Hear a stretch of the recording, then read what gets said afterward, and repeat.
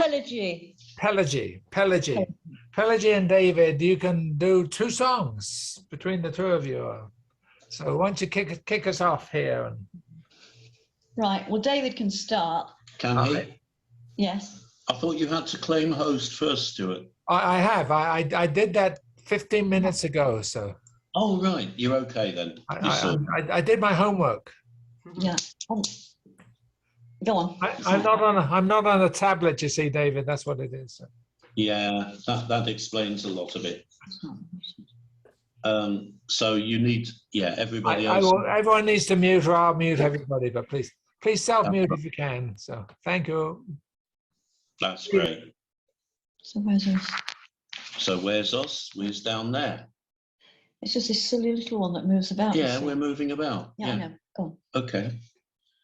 What shall I sing? Why not? Celtic song number 1. On Raglan Road of an autumn day, I saw her first and knew that her dark hair would weave a snare that I might someday rue. I saw the danger and I passed along the enchanted way. And I said, let grief be a fallen leaf at the dawning of the day. On Grafton Street in November, we tripped lightly along the ledge of a deep ravine where can be seen the worth of passion's pledge, and the Queen of Hearts still making tarts, and I not making hay. Oh, I loved too much, and by such and such is happiness thrown away. I gave her gifts of the mind, I gave her the secret sign that's known to the artists who have known the true gods of sound and stone, and word and tint. So I did not stint, for I gave her poems to say, with her own name there, and her own dark hair, like clouds over fields of May. On a quiet street where old ghosts meet, I see her walking now, and away from me so hurriedly, my reason must allow that I had loved not as I should, a creature made of clay. When the angel woos the clay, he'll lose his wings at the dawn of day. For when the angel woos the clay, he'll lose his wings at the dawn of day.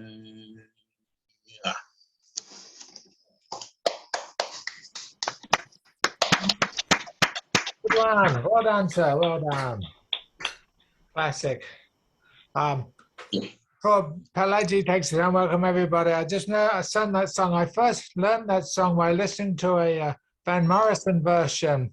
Then I realized he was making stuff up and adding words to it just to make, because he does jazz stuff. So instead of saying I gave her poems to say, he says I gave her reams of poems to say. Yeah, yeah. So I had to go back to the original and demystify it all a bit. So anyway, That's right. The original is so pure. Yeah. You just got to be with it, and you've got to get the phrasing actually that obvious. Anyway, Pelagic is going to take and over. Luke Kelly thanks you too. So there we go. So, all right, Pelagie, give us one. Well, it's not going to be a song because I do spoken word, but I gather that's okay. Absolutely. Hopefully. We have several of that. Okay. Let's see what I'm doing here. There is a maid in Melrose town, and she must grieve full sore, for her bold and handsome Willie says that he must go to war. He's taken the king's shilling, and he has to go to Spain. And it's, oh, I am unwilling, for it looks a bit like rain. And it's, oh, my dearest William, must ye gang a while to Spain? Let us take some lovers' token, let us split it all in twain. On the day those halves unite, then so too shall we, my love. And she gave him half a wardrobe, and the poor sod staggered off. Willie's gone to be a soldier. Willie's gone for quite a while, with a wardrobe on his shoulder, down the M6 at Carlisle. Laden down with half a wardrobe, all through England, France and Spain, where he found the war had finished, so he set off home again. And he marched back into Melrose, and he took his token out, but his fair, his dearest maiden, told him war had broken out. Brave Willie, you must go, she said, and blew the sweetest kiss. And she handed him his token, saying, don't go without this. So he marched to Barcelona, where he found he'd been misled, for this war was in Sweden, and his true love hadn't said. Poor brave Willie knew his duty, and he set off straight away. But when he got to Stockholm, it had finished yesterday. Willie met them Swedish girls, and how poor Willie was enraged. For when a man's got half a wardrobe, you can tell that he's engaged. So he had an idea that his half he'd maybe swap, and he went into IKEA, changed his bottom for a top. And he marched back into Melrose, thinking soon he would be free, for we cannot make a wardrobe, and she'll think it isn't me. But alas, his sweetest true love had been making other friends, and she had been to MFI, and had cunningly changed ends. There is a maid in Melrose town, on her face the widest grin, for her bold and handsome Willie has returned from where he's been. Who the hell are you, she says. I don't think you're my love. If your half don't fit on my half, well then you can just sod off. I'll go with that, said Willie, for the boy had used his wits. And he took his half a wardrobe and, bloody hell, it fits. There is a wife in Melrose town. Some say that they are fools, for she didn't want to marry. Nor did he, but rules are rules. And that's the maid of Melrose town, Les Barker. Thank you. Les, I got a couple of Les Barker CDs. Well done, well done. Spot of the Antarctic or nothing. Anyway, wonderful, wonderful, wonderful, witty guy. Well done, well done. All right. The way it's going to work now is that David not kicks us off. So let's give David next. With David, Sandy, Jeffrey, Mary Jane, Rick, and then myself. So, David. Hello, all. Hello. So, as you know, I love to turn classic poetry into song, and I'm trying to get them all posted on YouTube, but I keep coming up with new ones, so I may never finish at this rate.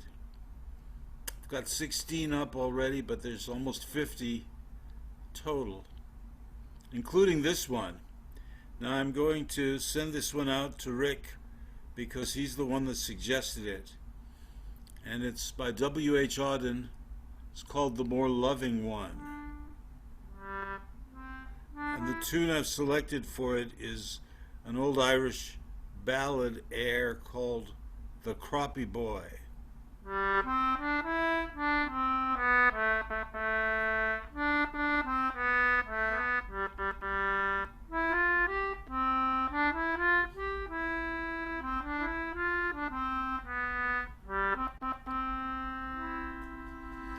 Looking up at the stars, I know quite well that for all they care, I can go to hell. But on earth indifference is the least we have to dread from man or beast. How should we like it if stars to burn with a passion for us we could not return? If equal affection cannot be, let the more loving one be me. Admirer as I think I am of stars that do not give a damn, I cannot now see them say, I cannot now I see them say, I miss one terribly all day. Were all stars to disappear or die, I should learn to look at an empty sky and feel the total dark sublime, though this might take me a little time.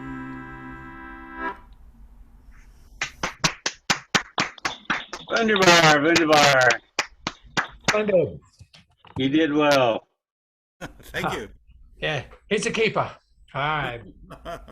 So's Auden, but that's another story. Anyway, very good. Thank you, David. That was excellent.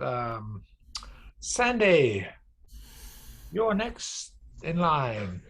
Okay, well, I took an old song that was first published in 1906, Scottish song everyone will recognize, The Water is Wide. It's also called Wally Wally, which means well, well. And the words are, the water is wide, I cannot cross o'er, neither have I wings to fly. Build me a boat that can carry two, and both shall row, my true love and I.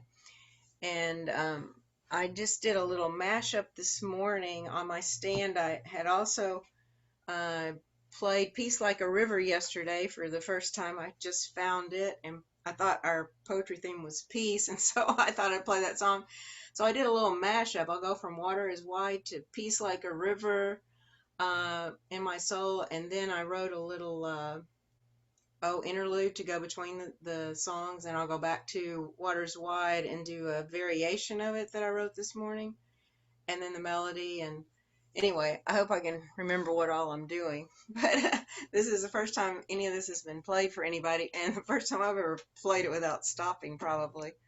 So this is Water is Wide. It was made famous by Pete Seeger later on. It's still being played a lot in the 21st century, even though it's old.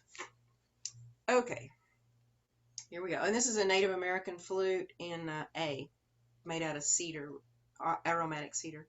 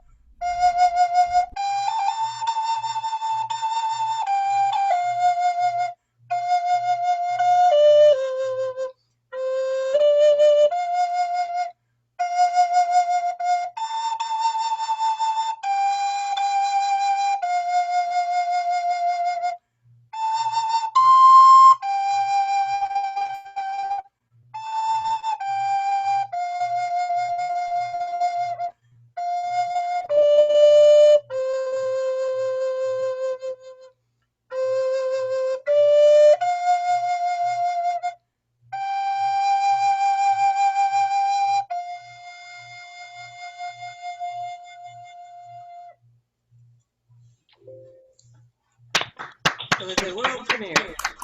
Oh, very nice. A real woodwind. Yeah. Oh, that was quite peaceful. Thank you.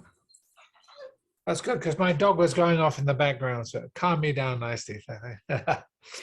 All right, it is Jeffrey. Jeffrey, sir. Jeffrey Hall from Austin, please. Okay, I'm gonna start off with a short one. I don't know anything Irish or Celtic. Okay. Okay, where is this thing? Indoor weeping fig. I'd rather be a hanging orchid twirling in a breeze than rot here in this blue glazed crock with fungus up to my knees. My keeper won't ask what went wrong till I'm a wilted heap, and the nursery recommends a plant that's easier to keep. That's it. Short but pithy. Pithy. Thank you. Well done. Thank you. All right, Mary Jane, you're up. Thanks.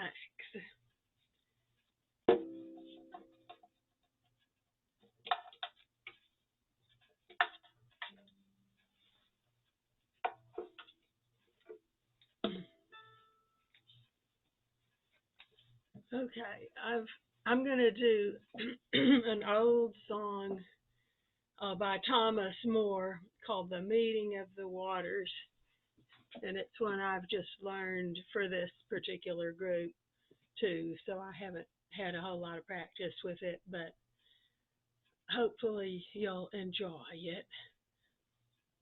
And it does have a peace theme. I didn't know we had a peace theme. Was that announced before I entered the group, or when did the theme come out? Oh, there's no theme. It's whatever anyone there wants. is no theme then. But, but it well, is. There could if be. we had a peace theme, this song at least mentions peace.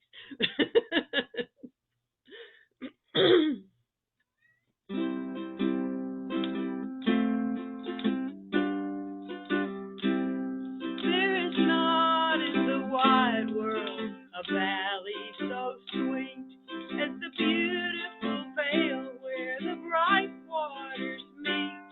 So the last rays of feeling and life must depart ere the bloom of that valley shall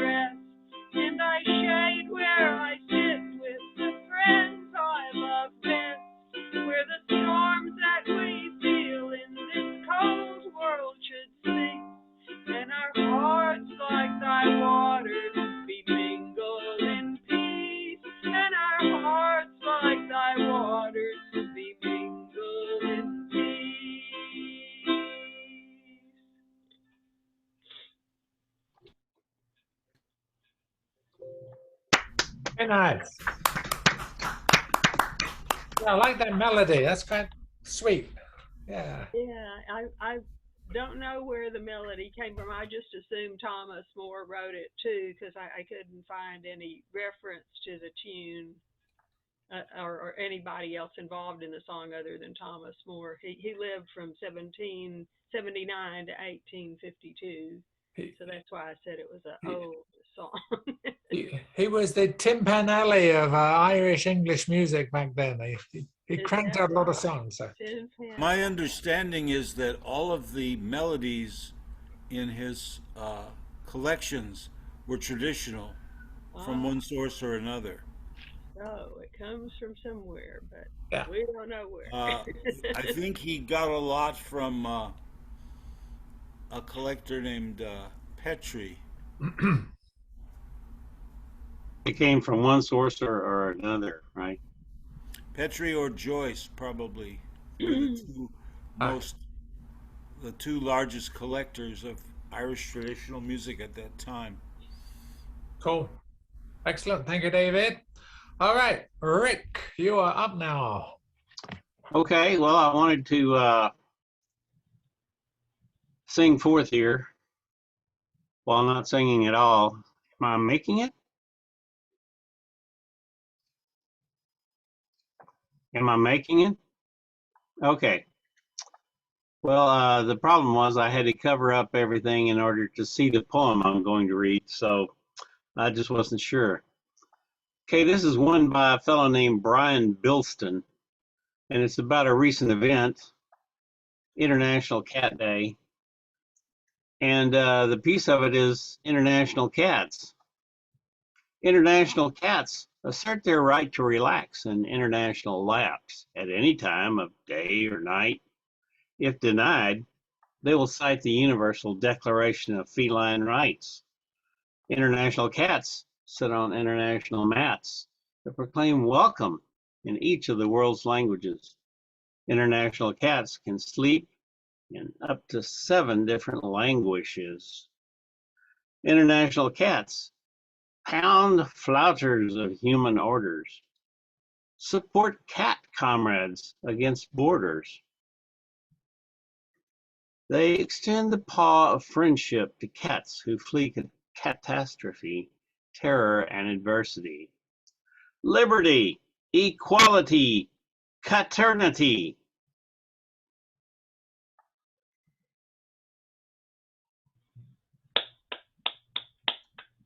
Paternity! Yay! Nothing like caternity. You know, it gives you pause. Oh! Well, that's at least my tale. Yeah. Oh. Brian has written some great stuff. We have to hurry along now. So anyway, thank you, Rick, for that. Poems from Furren Climes. I'm not feeling it myself. Anyway, we need to move. We need to move on here. Thank you, and it is my turn. So, okay. You don't everyone's felines, do you? I will avoid a cat song. This song I learned. I first heard this. The wife and I, we lived in Hong Kong for 7 years in the late 80s, early 90s. And the folk society there was full of Irish musicians. So I first heard this song sung by young Irish policemen.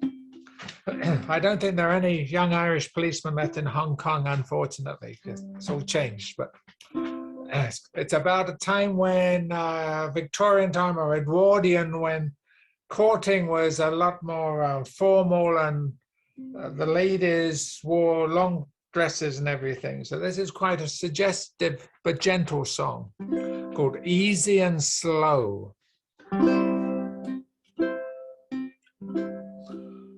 Was down by Christ Church where I first met with Annie, fair little girl and not a bit shy. She told me her father, who came from Dungannon, would take her back home in the sweet by and by. And what's it to any man man whether or no, whether I'm easy or whether I'm true. As she lifted her petticoat easy and slow, and I rolled up my sleeves for to buckle her shoe. From city or country, a girl is a jewel, and well made for courting, sure most of them are. But any young fellow, he is but a fool if he tries at the first time to go a bit far.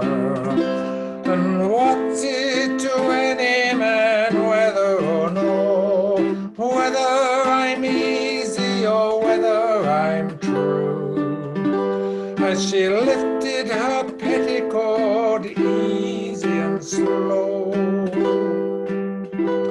and I rolled up my sleeves for to buckle her shoe.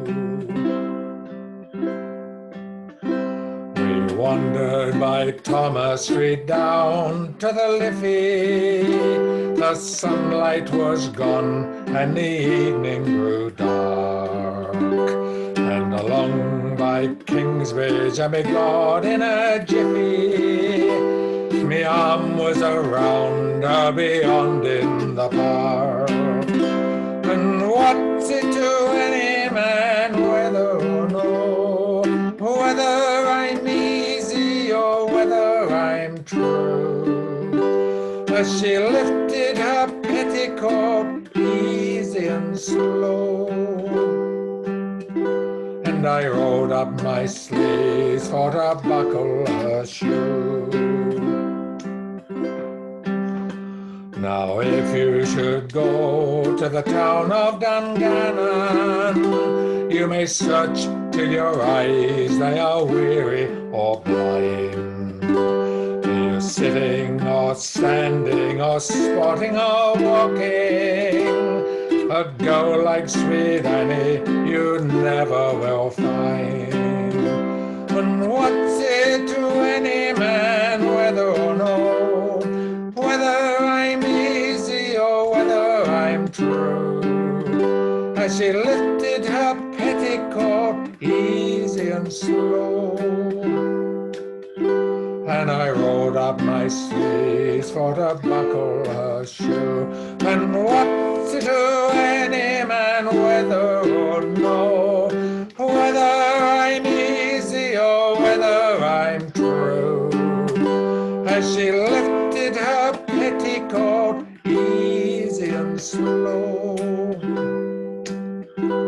and I rolled up my sleeves for to buckle her shoe.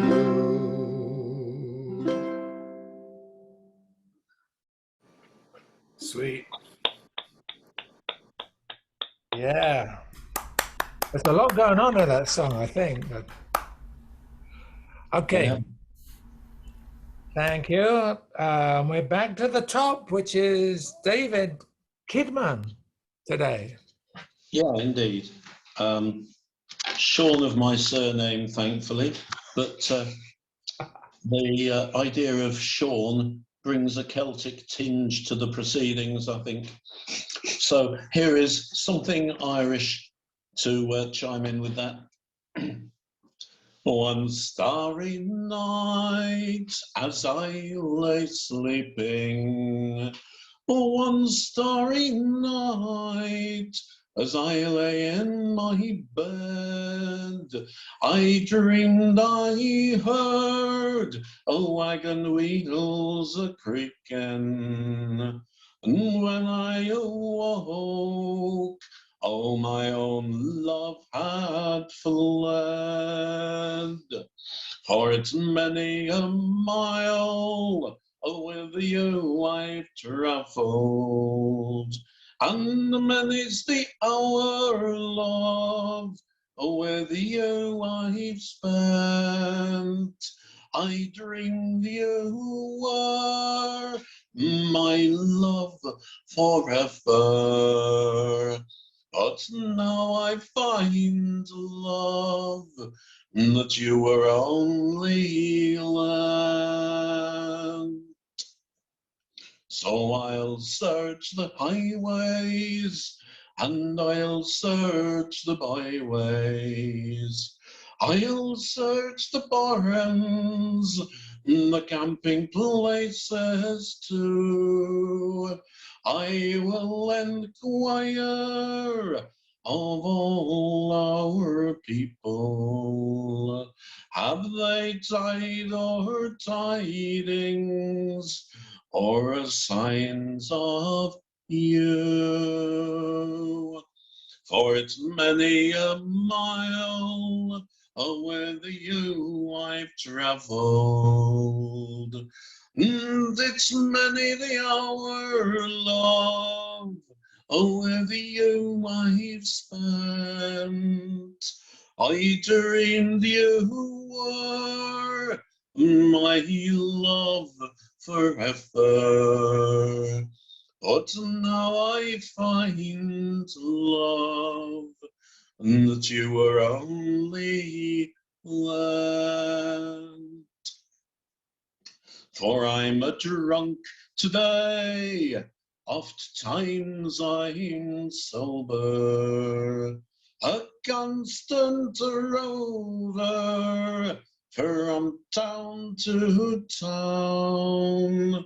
But when I am dead and my sorrows ended, oh, Molly Bonastorian, come and lay me down. For it's many's a mile with you I've travelled, and many's the hour, love, with you I've spent. I dreamed you were my love forever, but now I find, love, and that you were only land.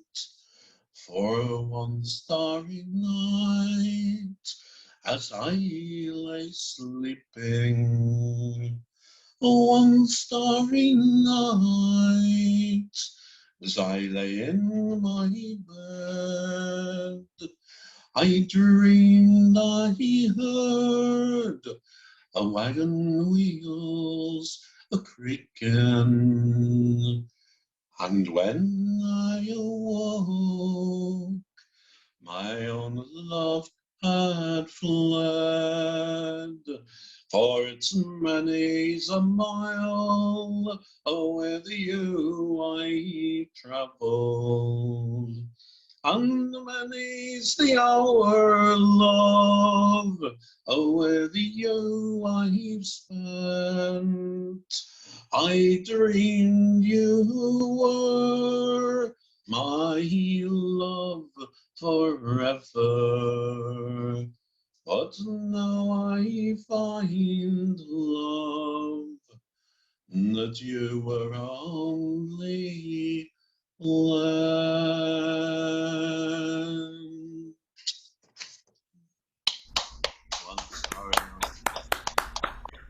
Well done. God, that's a lovely one. Lovely one. Ooh, 'Tis too. a beautiful melody line again. I'll have to start copying some of these. Great melody. Great words too. Well, you'll Right. have a recording, won't you, Stuart?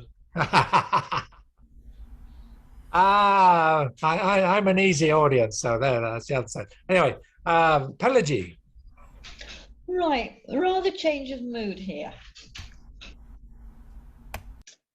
You'll probably recognise the rhythm of it, but it might not be quite what you expect. Yeah, go on. This is the night mail crossing the border, bearing a wave of Westminster disorder. Riches for the rich and rags for the poor, a breaking of rules by our rulers next door. Decisions and dither on COVID or crime, rarely the right ones and never on time. Let-ups and lockdowns litter our doormat. Cock-ups and climb-downs, that's always the format. The careless clown, a pig in clover, U-turns ere the evening's over. No consultation, he's the master, handing down each day's disaster. Letters of thanks from merchant banks, sacks of sleeves from his own MPs, from time to time a free vacation, number 10's redecoration. The man's a lie, an obfuscation, and here in Wales an invitation to be an independent nation. And there's a similar sort of mood afoot up north in Holyrood. We well recall who was the one who told us he'd get Brexit done. The man who made that strident call should do it well or not at all. A little while and now we're lacking all of those that he sent packing, all of those who did their share as drivers, doctors, nurses, carers, because of what might be expressed as insufficient Britishness. Thousands are still asleep, dreaming of mendacious monsters, lurching from crisis to crisis and solving none of them. Closer to Chaplin than Churchill, and without the talent of either. In Belfast and Blaenau, Downpatrick and Dundee, they wake and switch the TV on, and still he's there, the great buffoon. They pray that one day he'll be gone, and pray that day is coming soon. The English have it worse. They know for all their power, all their wealth, the Irish, Welsh and Scots can go. Poor England cannot leave itself. The day moves on. Another day of déjà vu, of nothing done for me or you. The private process never ends, as friends give contracts to their friends. The lunatic ad-libs, because it's easier that way, because he hasn't done the work. And so it goes, day after day. That's Night Mail 2, Les Barker. Thank you.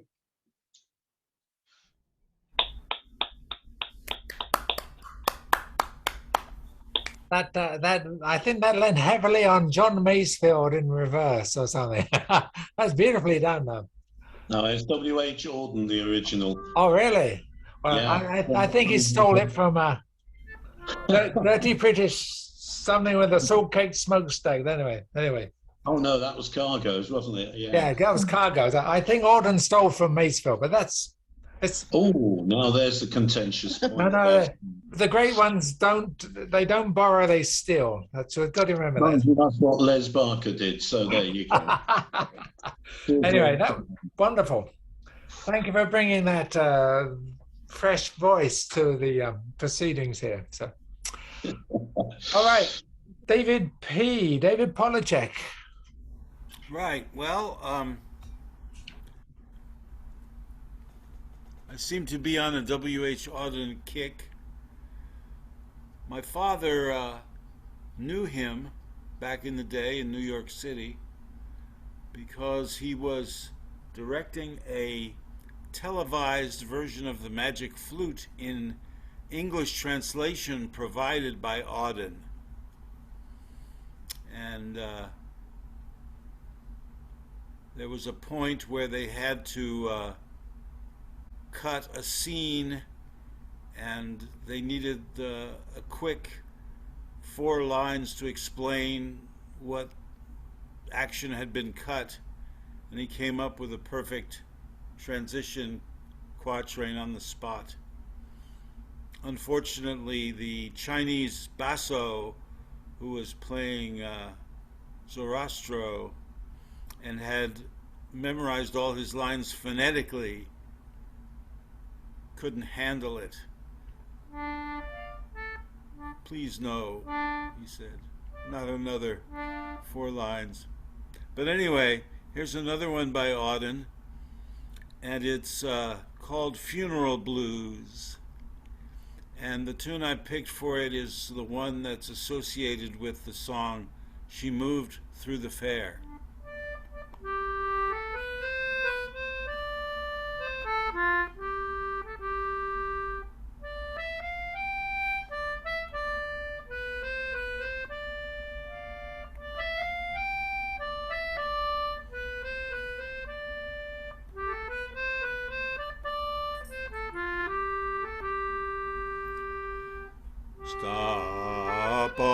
till the clocks cut off the telephone. Prevent the dog from barking with a juicy bone. Silence the pianos and with muffled drum bring out the coffin, let the mourners come. Let aeroplanes circle, moaning overhead, scribbling on the sky the message, he is dead. Put crepe bows round the white necks of the public doves. Let the traffic policemen wear black cotton gloves.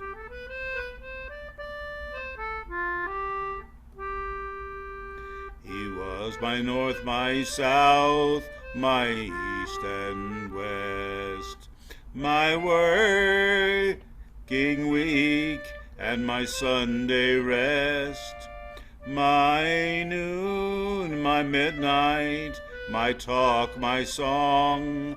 I thought that love would last forever. I was wrong.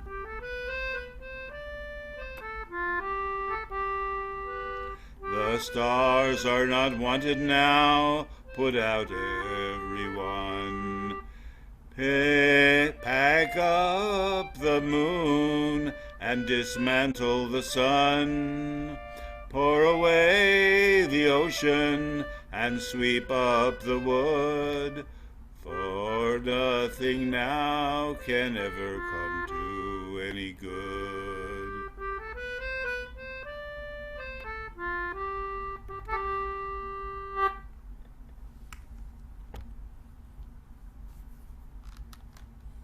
Yeah, very good. Thank you for that.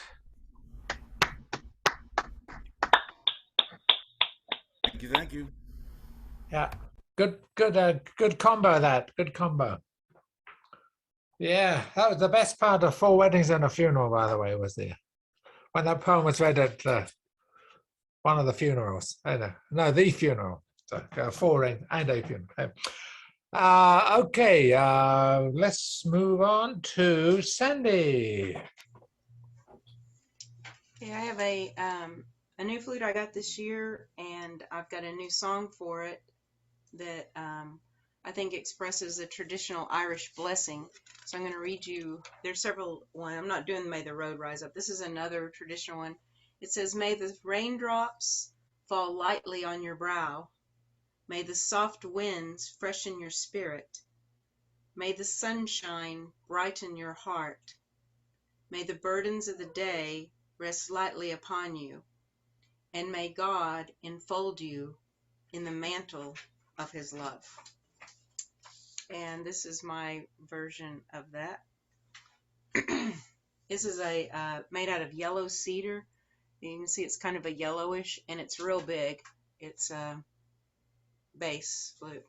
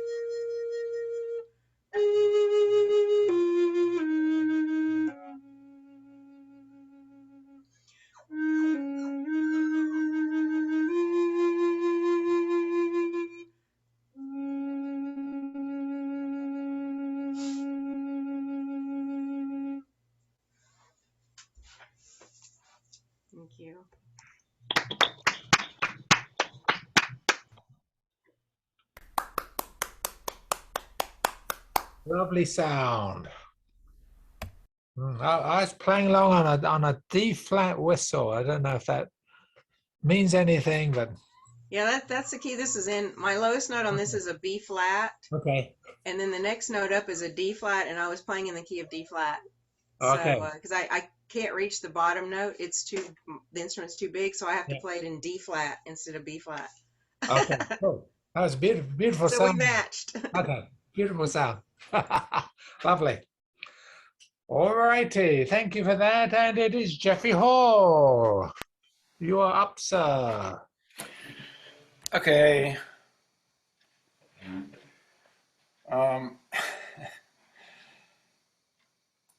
So this is just a silly poem. Or I thought it was a silly poem, but it got me in a fair amount of trouble. It's called Moving On Without the. I hope my teddy bear found a good home. His name was The, after Smokey the Bear.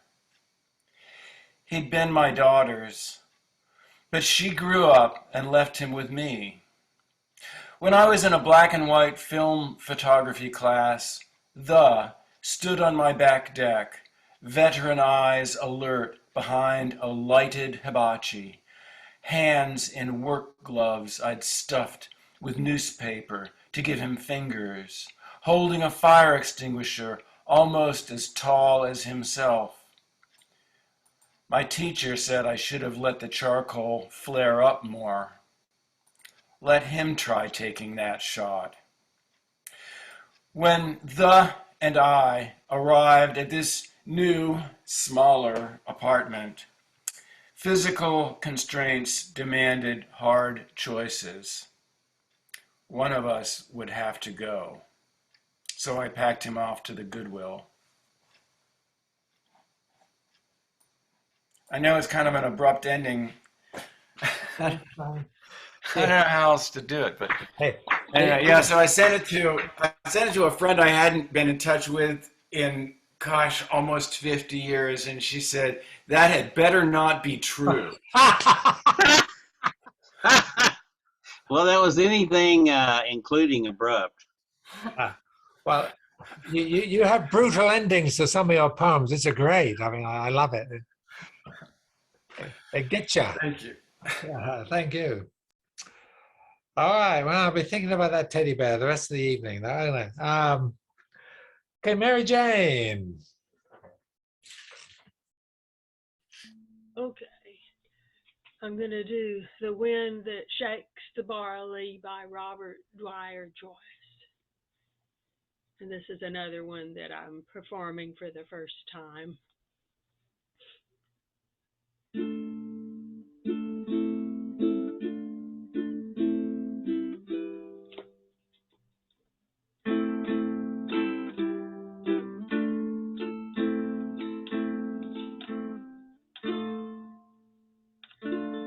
Sorry about that intro.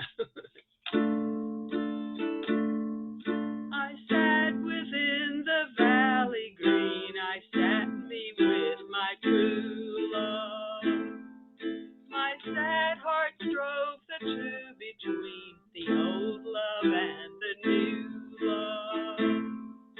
The old for her, the new that made me think on Ireland dearly. While soft the wind blew down the glen and shook the golden barley.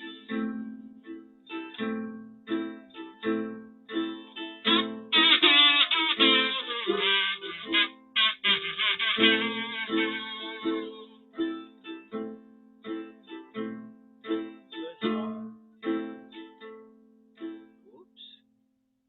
Am I still on? I think I am. We can still hear you. Oh, you can hear me? Yeah, I was experimenting with the screen sharing, but you're still on, so carry on, please. Okay. Sorry. Yeah, I will try and get out of this pickle here. Yeah, I have a white Zoom screen. Yeah, no, you're on. You're on. Everybody else on. Okay, You're I'll on. go back to the second verse now. It was hard, the woeful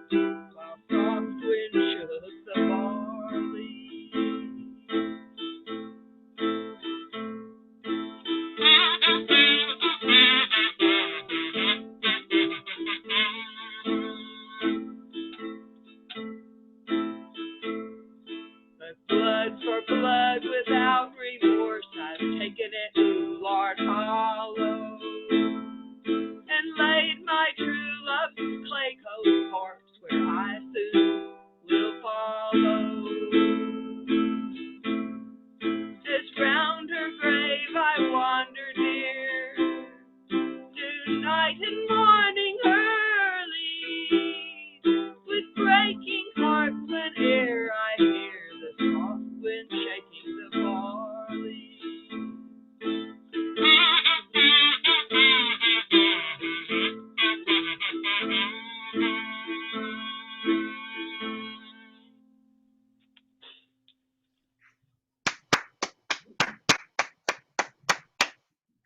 Thanks. Maybe I'll do it better the next time I do it. Sorry for the distraction there. Yeah, that was not a good one for me to be distracted because I was already screwing it up from the very beginning. All right. All right. I'm totally off my game here. So Rick, if you can hear me, I can hear you. I can't see myself right now, but I will find myself. But you go. You know, there's a difference between hearing and seeing, and you know, sometimes hearing you is better than seeing you. But I see you and hear you. That's what my best friends tell me. So there you go. Okay. Since take it away. My poems are short, I will read you two. I think I've read these here before. They're both written. No, one was written this year and one was written last year. The first one, Water Memories in Texas, was written this year, and perhaps it's not quite apropos for this week, but here we go. Long water in Texas is only a memory of days gone by when we had rain. But today we have nothing but the dust blowing endlessly across the plain. Overhead, the sun shines brightly, with many occasions to cast some shade. We turn on our air conditioners and hold out our money for bills we paid. But the dust from Africa and the sun above keep our children inside and away from the dreadful ultraviolet rays they shun and hide. We hope one day summer will be nice. Once again, we'll go out and play and lawn sprinklers and hoses will splash. The other one is called The Wordle Wreath. I wrote it last year. The laurel wreath is certain to fade with passing time. Its leaves both curl and brown. The passing is winning's mime. We pass it back and forth with every passing day. Its leaves begin to fall and never do they stay. Passing it requires a winner, while the loser is the one who passed. It gets done so often, there's never one who's last. That's from my incessant playing of Wordle every day. Nice one. That's very creative, sir. Very creative. Thank you. All right. It is I. So here's one.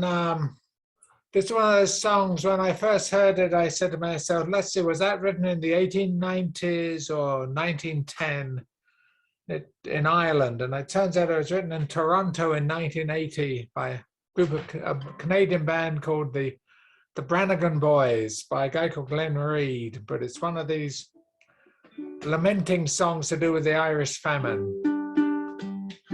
It's called Farewell My Green Valley. It's not a very long song. Not because everyone dies, it's just not very long. The seagulls are calling, the wind is in the sails, and she's fast moving out o'er the sea, on a ship bound for St. John's 3,000 miles away. A human cargo, my comrades and me.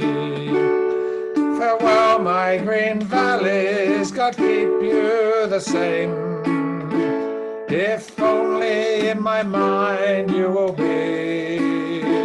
I'm sailing dark waters to far America. Nevermore my green valleys to see. It hurts me to think of the things I left behind, and the famine has blackened our land, and to look now for something that I may never find. It's a problem that's now close at hand. Farewell, my green valleys, God keep you the same. If only in my mind you will be. I'm sailing dark waters to far America. Nevermore my green valleys to see.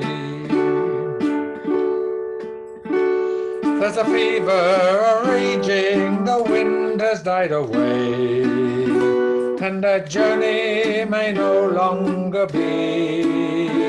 Though the plague is a shadow that lingers night and day, warmer thoughts of green valleys I see. Farewell, my green valleys, God keep you the same. If only in my mind you will be. I'm sailing dark waters to far America. Nevermore my green valleys to see. I'm sailing dark waters to far America. Nevermore my green valleys to see.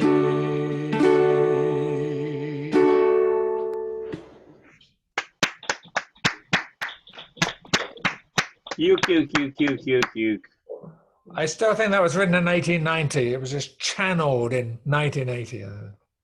Something like that. All right, back to the top. David K. Okay, another song having a specific Irish connection, and specifically of an era, in this case 1860 through to 1892, a chronicle of those years. Now on, tell me what it is, Stuart. Can't hear you. Kilkelly Island. You're dead right. How did you get it? You sing it yourself. Okay, Ireland, 1860, my dear, my loving son John, your good friend, the schoolmaster, Pat McNamara's, so good as to write these words down. Your brothers have all gone to find work in England. The house is so empty and sad. Toes is sorely infected, a third to a half of them bad. And your sister Bridget and Patrick O'Donnell are going to be married in June. Your mother says not to work on the railroad and be sure to come on home soon. Kilkelly, Ireland, 1870, dear and loving son John. Hello to your missus and to your 4 children. May they grow healthy and strong. Michael has got in a wee bit of trouble. I guess that he never will learn. Because of the dampness, there's no turf to speak of, and now we have nothing to burn. And Bridget is happy, you named a child for her, and now she's got 6 of her own. You say you found work, but you don't say what kind, or when you will be coming home.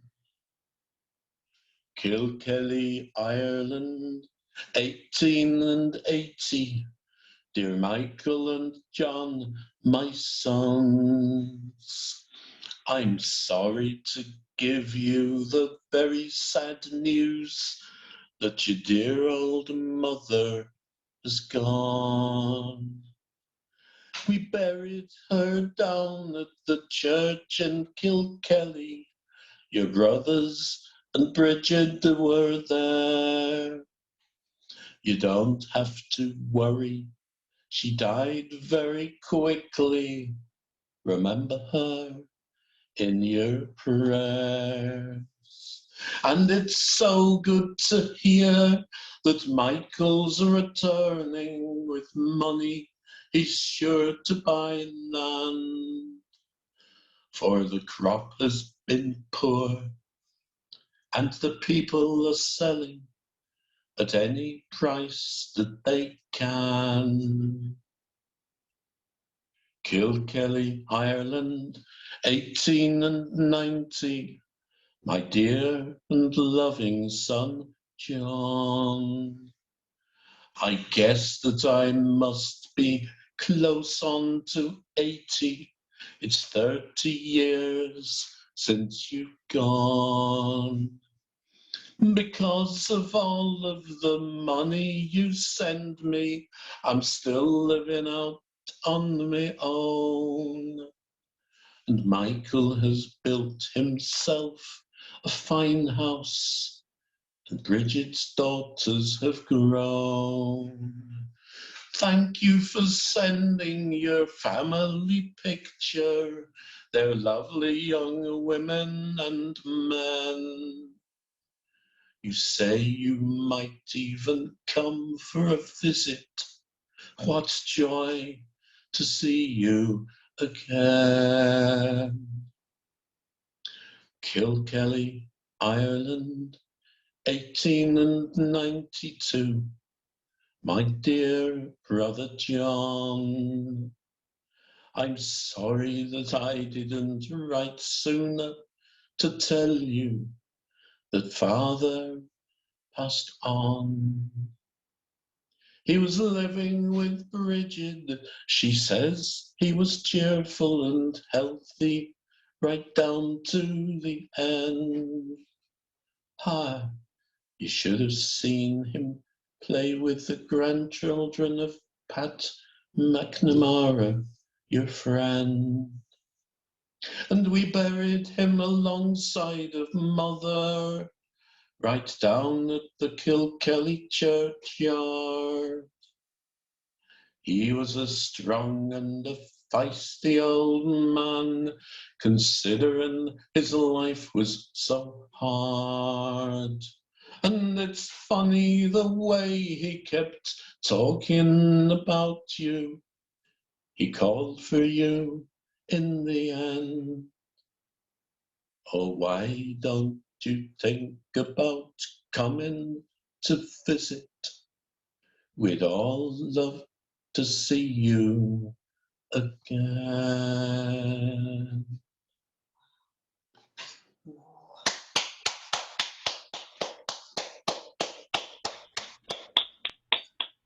That's a sad one. You're struggling, keeping together there, David. Keeping it together there, sir. Yeah, Yeah. in complete contrast. Well, just a little fun. So when the guy would sing that in Hong Kong on a Tuesday night with all these Irish professionals in the crowd, 56-year-old men, immigrants, they'd be weeping on their ties. So it's a moving song. So well done. Sure. All right. I'm now for something completely different. Yes. Right. Here is the shipping forecast and reports from coastal stations. Here is the general synopsis as at 0700 GMT this morning. Cow in sea area Shannon, moving slowly eastward and filling. Sorry, that should read low in sea area Shannon. And now the area reports. Viking, north at Sierra, south at Sierra, east at Sierra, west at Sierra, southwest at Sierra, and north-northeast at Sierra. Wind southwest. Rain at times. Good. 40s, 50s, 60s, Tyne, Dogger, German Bite, French Kiss and Swiss Roll. Westerly, becoming cyclonic. Good. Humber, Thames, Bedford, Leyland Daff, Dover Sole, hake, halibut and monkfish. Regular outbreaks of wind. Rain at times. Good. White, Portland, Plymouth, Ginger, Rogers and Finisterre. Light flatulence, some rain. Very good. Lundy, Fundy, Sunday and Monday. Wind southwest, becoming cyclonic. Bloody marvellous. Rockall, sod all wind, heavy showers, absolutely incredible. Malin, Hebrides, Bailey, Fair Isle, Cardigan, Pullover and southeast Iceland. Wind southeast, rain at times, slightly disappointing. And now the reports for coastal stations. Tiree, wind northwest, 7 miles, 1004, rising slowly. Butt of Lewis, north, 5 miles, 1006, falling. Wolverhampton, northwest as far as the Ring Road, 998, rising slowly. Norway, Neil Point. That's Les Barker's shipping forecast. Thank you. Thank you, Pelagia. Let me just mention that for those who are not familiar, until a few years ago, there would be this really comforting voice at the end of the evening for 10 minutes before the radar and internet that would give the shipping forecast for sailors and fishing boats out in these various geographic areas in the seas around the British Isles. And that is hilarious, I must say. Thank you. Thank you. But yeah, I used to look forward to that. I felt comforting that someone was looking over my those in peril on the sea, you know, the good stuff. Wonderful. All right. Thank you. It is David Polachek. Okay, here's the last of the W.H. Auden pieces for today, and it's called "Oh Tell Me the Truth About Love."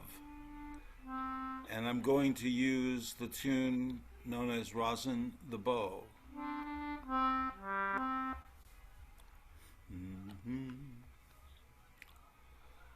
Some say love's a little boy, and some say it's a bird.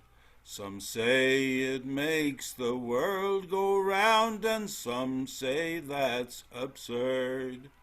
But when I asked the man next door, who looked as if he knew, his wife got very cross indeed and said it wouldn't do.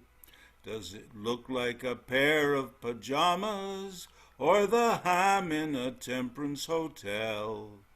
Does its odor remind one of llamas, or has it a comforting smell?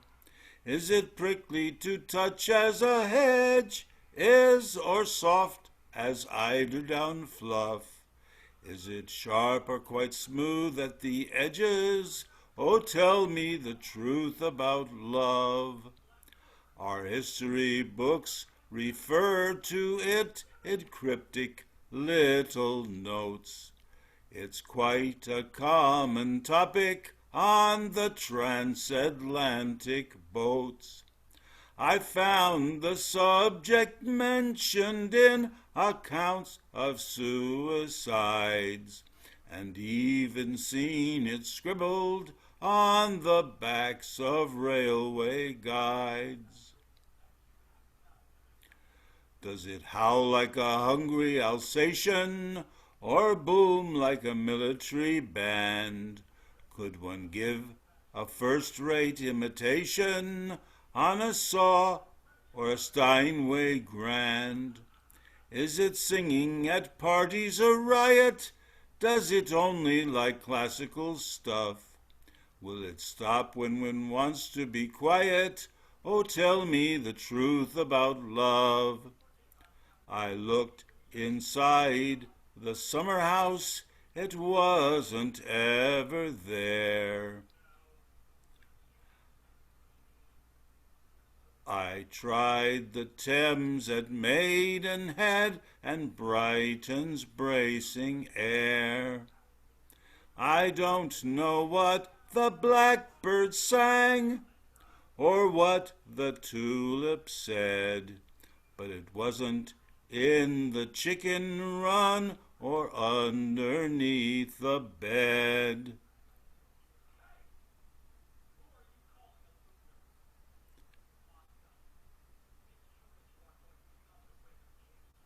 Can it pull extraordinary faces? Is it usually sick on a swing? Does it spend all its time at the races or fiddling with pieces of string? Has it views of its own about money? Does it think patriotism enough? Are its stories vulgar but funny? Oh, tell me the truth about love. When it comes, will it come without warning, just as I'm picking my nose? Will it knock on my door in the morning, or tread in the bus on my toes? Will it come like a change in the weather? Will its greeting be courteous or rough? Will it alter my life altogether? Oh, tell me the truth about love. Well, I can tell you the truth about love. It's sharp around the edges and it's got a point in the middle that pierces your heart, just like an air from a fiddle. Okay. That's the sound of one hand clapping, Rick. There it is. Oh, why not? If your hand's big enough. Thank you for that, David. It's a great exercise, and I'm trying to emulate what you've done. I'll do one later on, but it's good to work out the melody and the scanning of words and having them I fit. thought that was about the best one ever of matching the melody. Yeah, very nice. Yeah, some tunes fit better than others, but that was great. All right, Sandy, give us another. Okay. Oh, can you get the screen share enabled? It's still disabled on mine.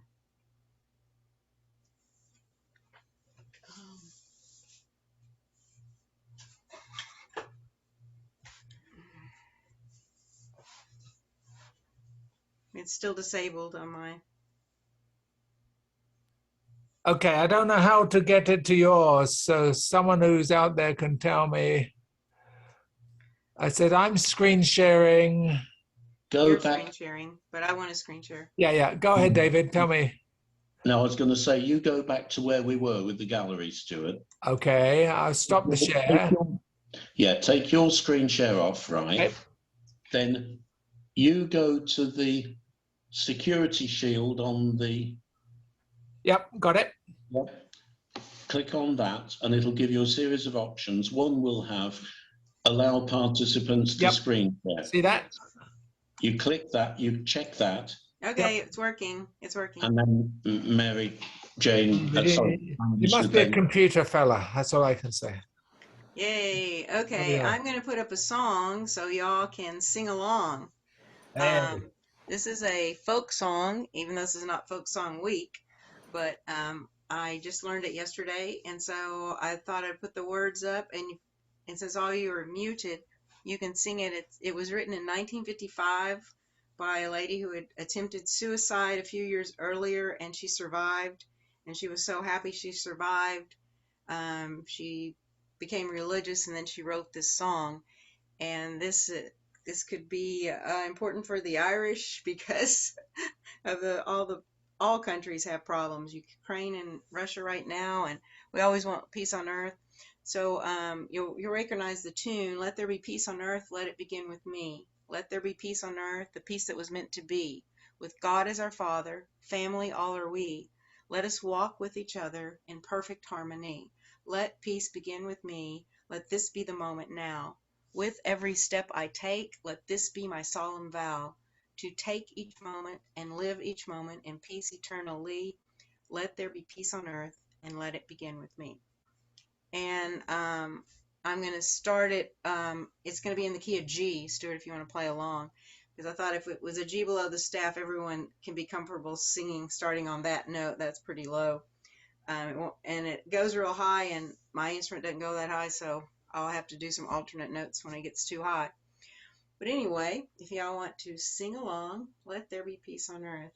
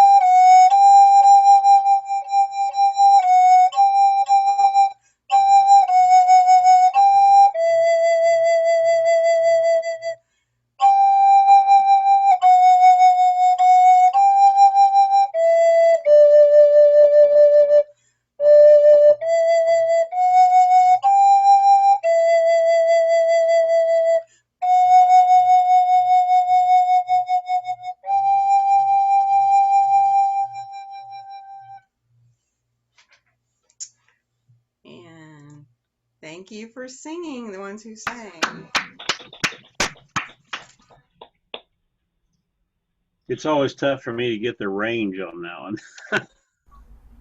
Yeah, well, you can practice on the American national anthem right there, sir. That'll limber you up. All right, that was great. That's very. I like that whistle. It's a nice feel. The flute, excuse me, the flute. The aerophone instrument you were playing. That covers it over there. The flatulent flugelhorn. Moving right along, Jeffrey. Okay, so this is pretty new, kind of rough, but kind of musical. It's called Four Flats. I stay after the meditation meeting to help a guy I don't really know who wants help with a death metal tune his violin teacher had written down at his insistence in a key with 4 flats. I don't play any key with 4 flats. He doesn't know what flats are. He plays with 3 fingers. I don't play violin at all. I play viola. I barely remember treble clef. But I figured out where the notes are, not hard in half position, and it sounds like a chant. The wind outside has begun smacking the windows with leaves and grit. Big raindrops fall. The friend I don't really know dashes off with his violin. Rain comes down so hard the parking lot floods in a minute. I'm the last one out. Someone has left a folding umbrella in the kitchen. on top of the refrigerator. I've found trash bags to pull up over my expensive new sneakers. Wish me luck.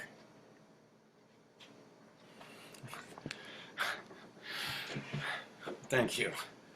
One thing I love about Jeffrey is he delivers the attitude with the words. I mean, it's pretty good stuff. That comes straight from real life. Yeah, I felt that on this side here. Thank you. All right, Mary Jane. I promise not to mess with your performance this time, okay? I should do better on this one because I've played this one a lot more times than that last one. This one's called The Winds of Morning by Tommy Makem.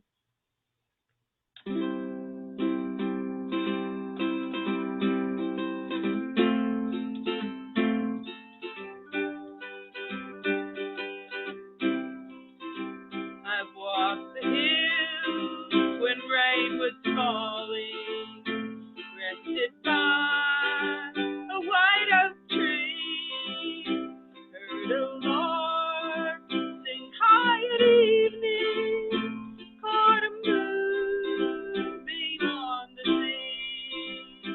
Softly blow, ye winds of morning, sing ye winds your mournful sound, blow ye from the earth's four corners, guide this traveler where he's bound. I've helped to plow and tend his horses, heard a rippling river sing, talked to stars when night was falling, seen a primrose welcome spring.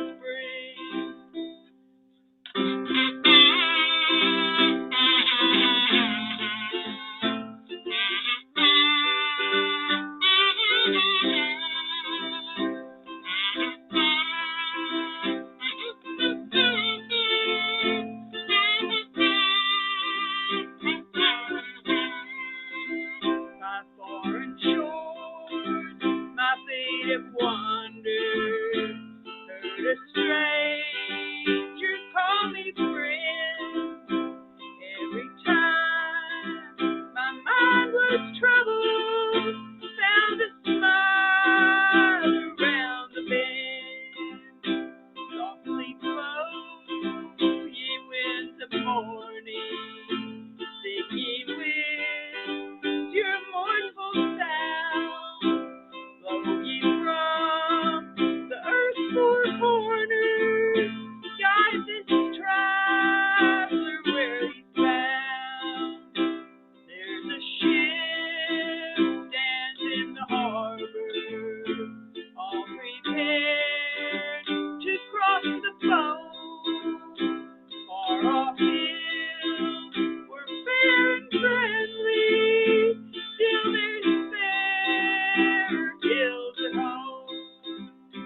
Softly blow, ye winds of morning, sing ye winds your mournful sound, blow ye from the earth's four corners, guide this traveler where he's bound.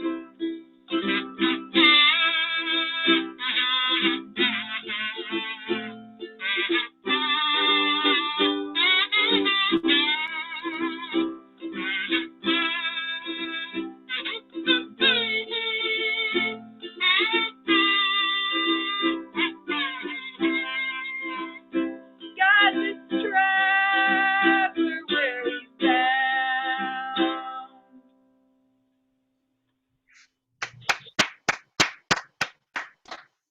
Very nice. Thanks. Tommy Makem. Tommy Makem did a lot of traditional songs, but I do think he might have written this one because there wasn't any mention of any other song, that he'd adapted or anything like that. Yeah, he was fairly prolific, and as this one's for Rick. They don't make them like that anymore. Why not? Why not? Well, thank you, Mary Jane. That was great. Rick, you're up, sir. Well, I'm back with a poem from a lady I really didn't know until I stumbled across some of her poems, and I put them aside to use with the song circles. And today I found one that was even better when I was poking around trying to find out whether or not she was Celtic or not. Come to find out, she lives in Philadelphia, so the Celtic thing is pretty much in doubt. But the title of this one grabbed me, and I just thought I would pass it along to you. It's called The Girl with Bees in Her Hair. And that's one of those things that just kind of makes you sit up and take notice when you see a poem with that as the title. And so it's a prose poem, and I'll read it like a prose poem, which is kind of how I read anyway. So here goes. Came in an envelope with no return address. She was small, wore a wrinkled dress of figured cotton, full from neck to ankles, with a button of bone at the throat, a collar of torn lace. She was standing before a monumental house, on the scale you see in certain English films. Urns, curved drives, stone lions, and an entrance far too vast for any home. She was not of that place, for she had a foreign look and tangled black hair. An icon, heavy and strange, dangling from an oversized chain around her neck. It looked as if some tall adult had taken it from his and hung it there as a charm to keep her safe from a world of infinite harm that soon would take him far from her and leave her standing as she stood now, barefoot, gazing without expression into distance, away from the grandeur of that house, its gravel walks and sculpted gardens. She carried a basket full of flames, but whether fire or flowers with crimson petals shading toward a central gold was hard to say. Well, certainly it burned, and the light within it had nowhere else to go, and so fed upon itself, intensified its red and burning glow, the only color in the scene. The rest was done in grays, light and shadow, as they played along her dress, across her face, and through her midnight hair, lively with bees. At first they seemed just errant bits of shade, until the humming grew too loud to be denied, as the bees flew in and out, as if choreographed in a country dance between the fields of sun and the black tangle of her hair. Without warning, a window on one of the upper floors flew open. Wind had caught the casement. A silken length of curtain filled like a billowing sail. The bees began to stream out from her hair, straight to the single opening in the high facade. Inside, a moment later, the sound of screams. The girl, who through all of this seemed unconcerned and blank, all at once looked up. She shook her head, her mane of hair freed of its burden of bees, and walked away, out of the picture frame, far beyond the confines of the envelope that brought her image here. Here, where the days grow longer now, the air begins to warm, dread grows to fear among us, and the bees swarm. That's outstanding. Thank you for bringing I it. just thought that once I got into it, I said, well, the title was worthwhile, but man, look what they're saying here. Who wrote that one? A lady named Eleanor Wilner with one L, Wilner, and there's other poems, and I'm going to be bringing them, that's for sure. Yeah, that's great. That was really descriptive. Thank you. Sure. That was quite a picture. Yeah, sure Right. was. Yeah. All right. It is I. This one, some of you know, I grew up in England, in Watford, just north of London, in the Salvation Army, where I got all my musical inculcation and part of a 36-person brass band and all that. And I remember this tune from when I was like 5 or 6 or 7 years old. because the Salvation Army in the early days, in the late 1800s, they would take popular tunes and then they'd put a bunch of Christian lyrics to it and so on. So, but it's only a few years ago I found the original lyrics to to this song. Was called "The Old Rustic Bridge by the Mill," and its connection to Ireland is obscure, but it shows up in a lot of Irish songbooks. And it's pure Victoriana in frame and sentiment. So it goes like this.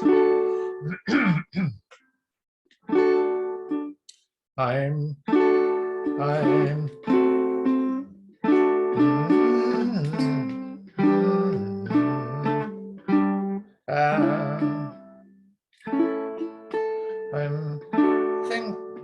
thinking tonight. Here we go. From the start. I'm thinking tonight of the old rustic bridge that bends o'er the murmuring stream.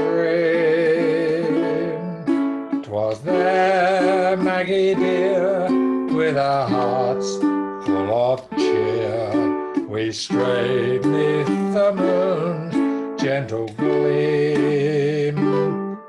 'Twas there I first met you, the light of your eyes awoke in my heart a sweet thrill. Though now far away, still my thoughts fondly stray to the old rustic bridge by the mill. Beneath it a stream gently rippled, around it the birds love to dwell. Though now far away, still my thoughts fondly stray to the old rustic bridge by the mill.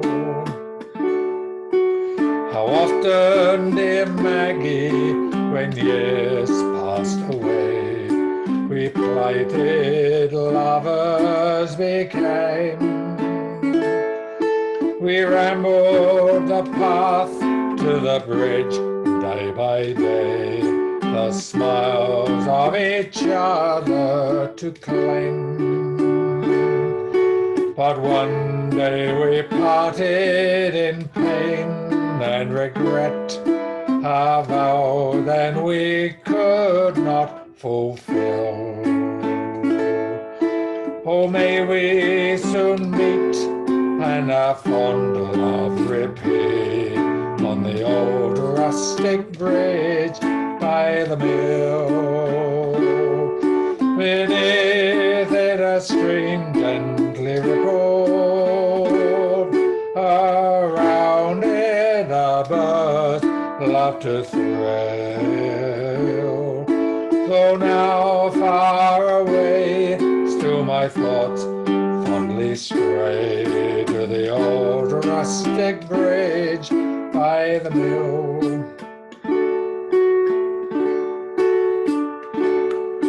I keep in my memory the love of the past with me. 'Tis as bright as of old.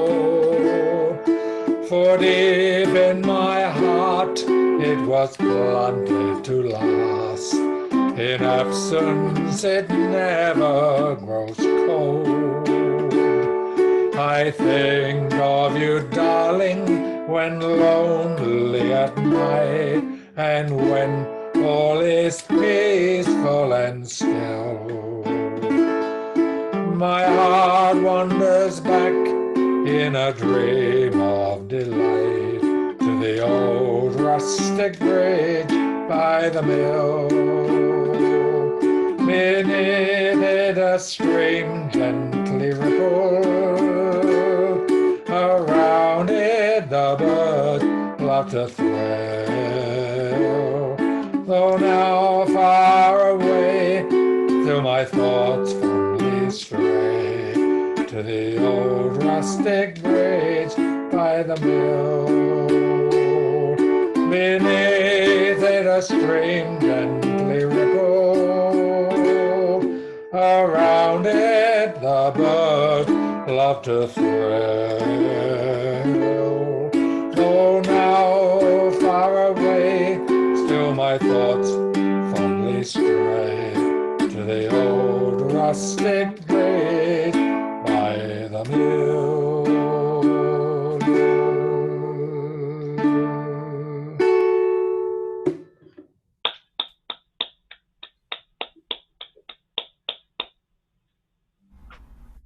There you go. We won't do the Jesus words just now. We'll say that for later. Okay. I like the original better myself. And hey, don't tell my mum and dad. So, all right. Moving right along. It is David Kidman. Right. Sandy's wonderful poem there, Universal Peace. This is a Celtic song written by Tommy Sands with the help of Pete Seeger, pleading for healing and peace. Don't beat the drum that frightens the children. Don't sing the songs about winning and losing. Sit down beside me. The green fields are bleeding. Sing me the music of healing. Sing me a song of a lover returning. The darker the night, the nearer the morning. Bring me the news of a new day that's dawning. Sing me the music of healing. Ah, ah, the heart's a wonder, stronger than the guns of thunder. Even when we're torn asunder, love will come again. Sometimes the truth is like hair in the cornfield. You know that it's there, but you can't put your arms around it. All you can hope for is to follow its footprints. Sing me the music of healing. Who would I thought feel so contented to learn I was wrong? After all of my rambles, I've learnt to be hard, and I've learnt how to tremble. Sing me the music of healing. Ah, ah, the heart's a wonder, stronger than the guns of thunder. Even when we're torn asunder, love will come again.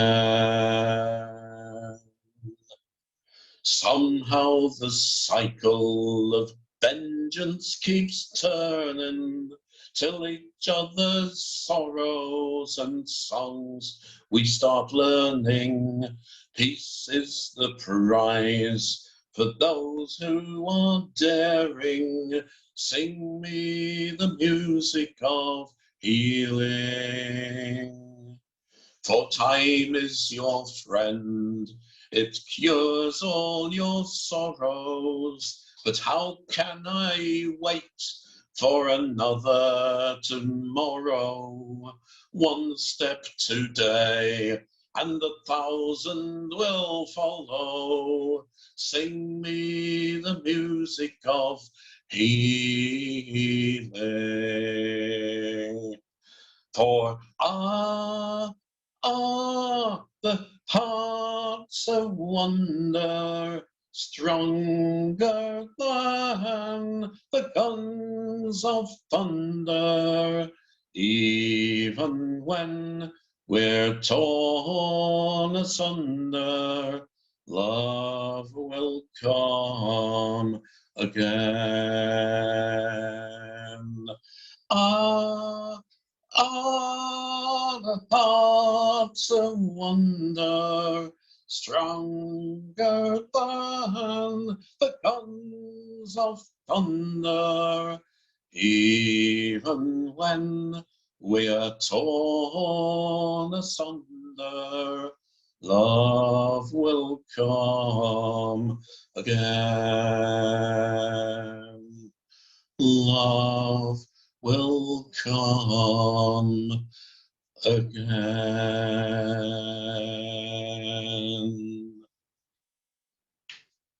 Jeanette. Oh, that's a splendid song. Well done, well done there. I'm impressed how you keep your pitch. You know, being an unaccompanied singer. Cheers. Well done. Years of practice, yeah. No. He has a small bucket in which he keeps his pitch. Oh, I could say tar for that. Oh dear. He's a jolly tar at heart. No, let's not go there. Okay. Okay. Okay, Pelagi, please help. Pelagie. Pelagi, sorry. I shall now read you something really, really sad. Yeah. But I'm going to do two poems together. The first one is called The Phoenix. My house has just burnt down. Somebody pass the Kleenex. I know what started it off. I bought a homing phoenix. It's very nice to look at, nicer than pigeons. It's just a shame that when it gets home, it has to spontaneously combust. It was all in the name of science. I purchased this risk to my health. I wanted to mate it with a hen and get a chicken that cooks itself. I know that I have been foolish. I know that you, had you been I, would never have looked beyond pigeons. No way would you have kept Phoeni. I should not have meddled with nature. I should not have been such a smarty. All I have got is a bird that comes home and holds its own housewarming party. And here's your Celtic connection.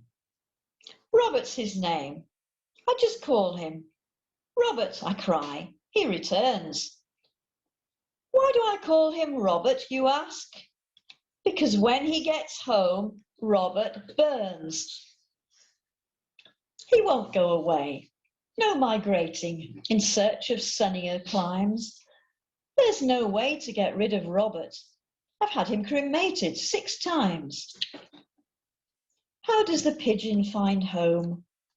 Oh, oft it's the loft he remembers.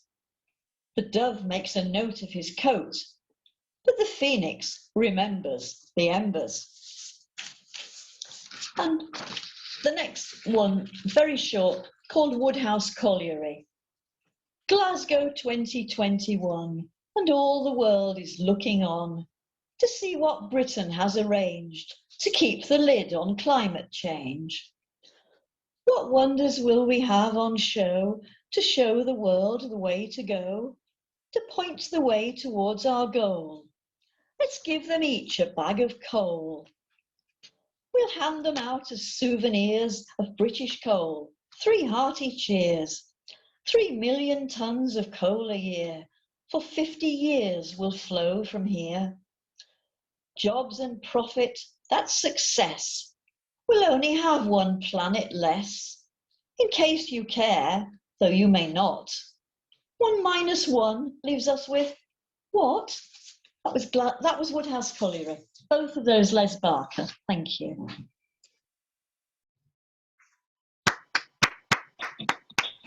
Thank you, Telegy. I've written the word elegy after your name, so I don't put the emphasis on the second syllable Oh, anymore. I'm saying this song, aren't I? Elegy's elegy. Elegy, elegy. There you go. You can always I like the Robert Burns. And Thank you. and I like hearing Les Barker. We haven't had a Les Barker presentation ever, I don't think so. Nor a more beautiful Barker to read it. Ah, Thank elegy. you. The elegy. All right. There we go. Very good. David Polachek. There you go. Most of the poems that I find tunes for, I start out with a poem that I like and try to match it with a tune.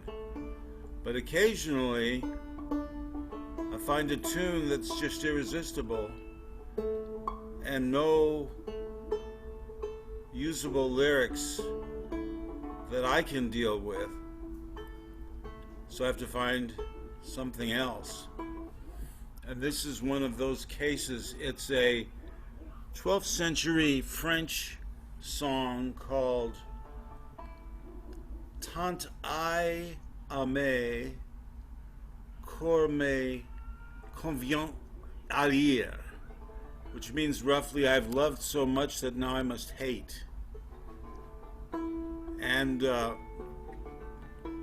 I found a William Blake poem to go with it,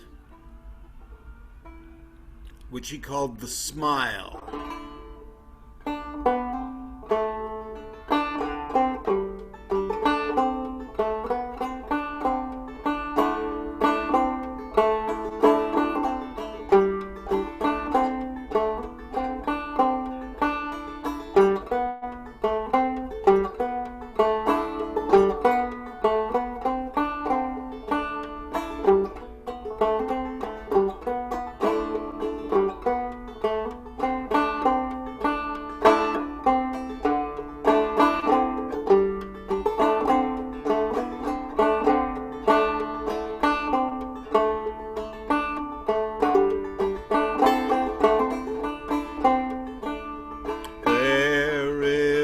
Smile of love, and there is a smile of deceit,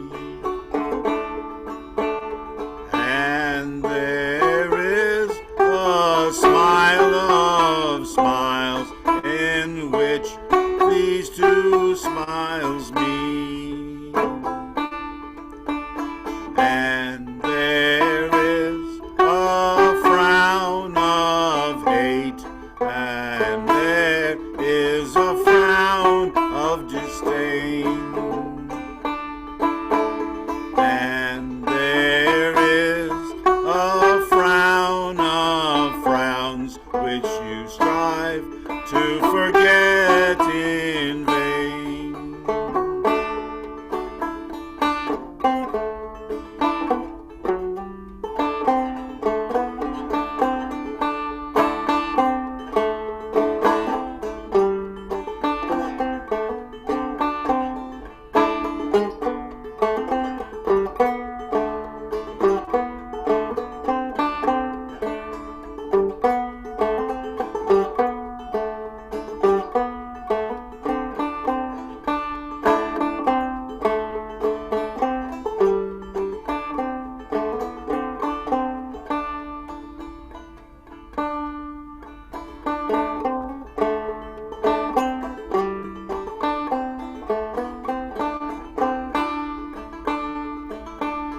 For it sticks in the heart's deep core, and it sticks in the deep backbone,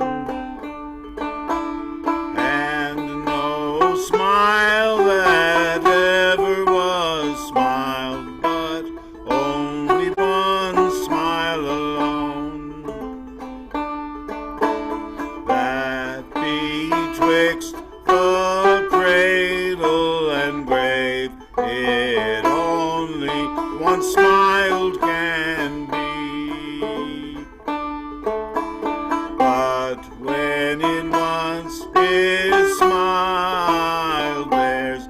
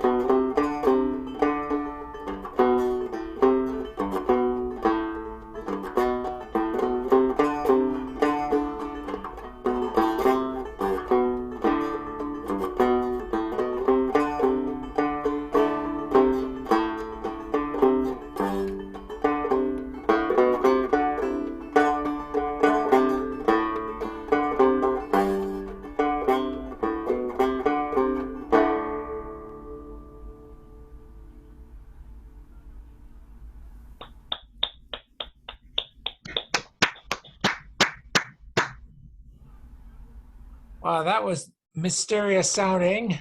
Mm. Cool. All right. I'm just trying to send a message out here. Here we go. Just send a reminder out that these sessions happen first Sunday and third Sunday. So that's just a public service announcement. Please read it and move on. So Sunday, after that mysterious piece of medieval something from Spain. Well, I'm going to have a mysterious melody too. Okay, cool. It's a Scottish melody. The name of the song is called Mist-Covered Mountains of Home. And it's a Scottish song that was written in 1856 by a Highlander, John Cameron. And in this song, it's a longing for home, and it has a soothing Scottish Gaelic melody that uses traditional ballad type rhythms. And it was played in America at John F. Kennedy's funeral because he's a Scottish Irish Catholic. And so I've kind of written a simplified version of the song for the bass flute because it only uses about 5 notes. So this is Mist-Covered Mountains of Home.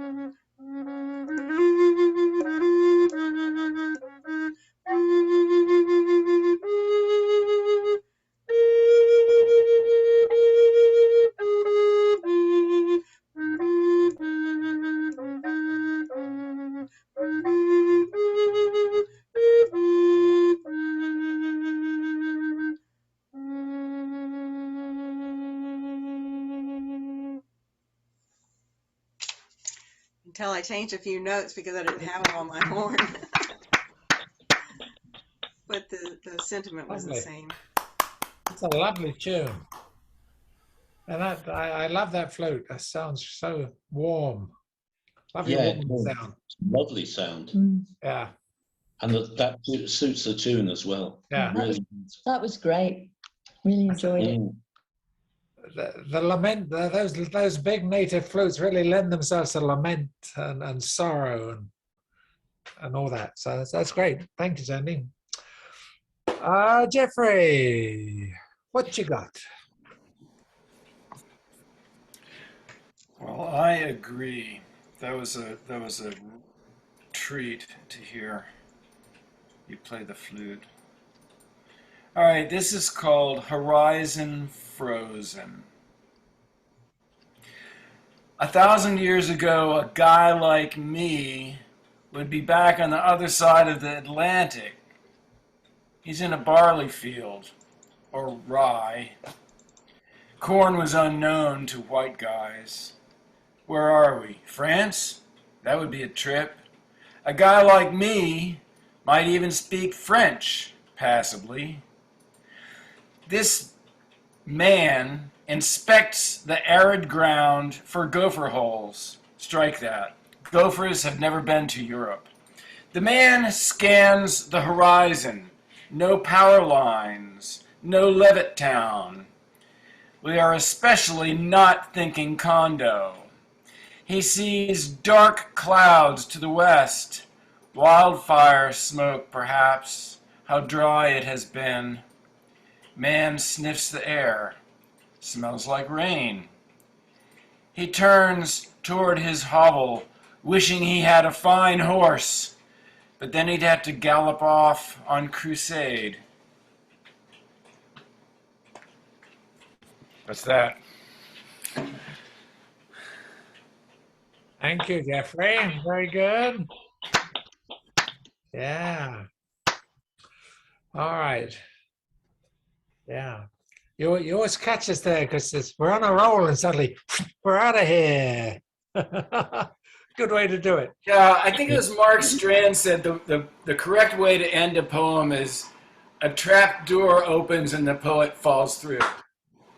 There you go. Sounds good. All right. Mary Jane, please. Okay, thanks.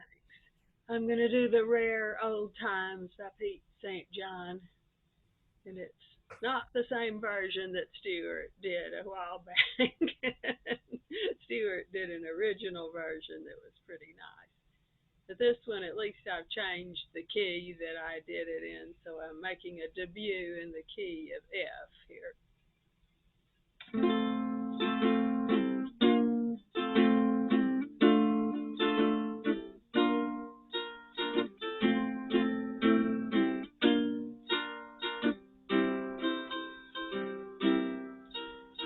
Based on songs and stories, heroes of renown, for the passing tales and glories that once was Dublin town. The hallowed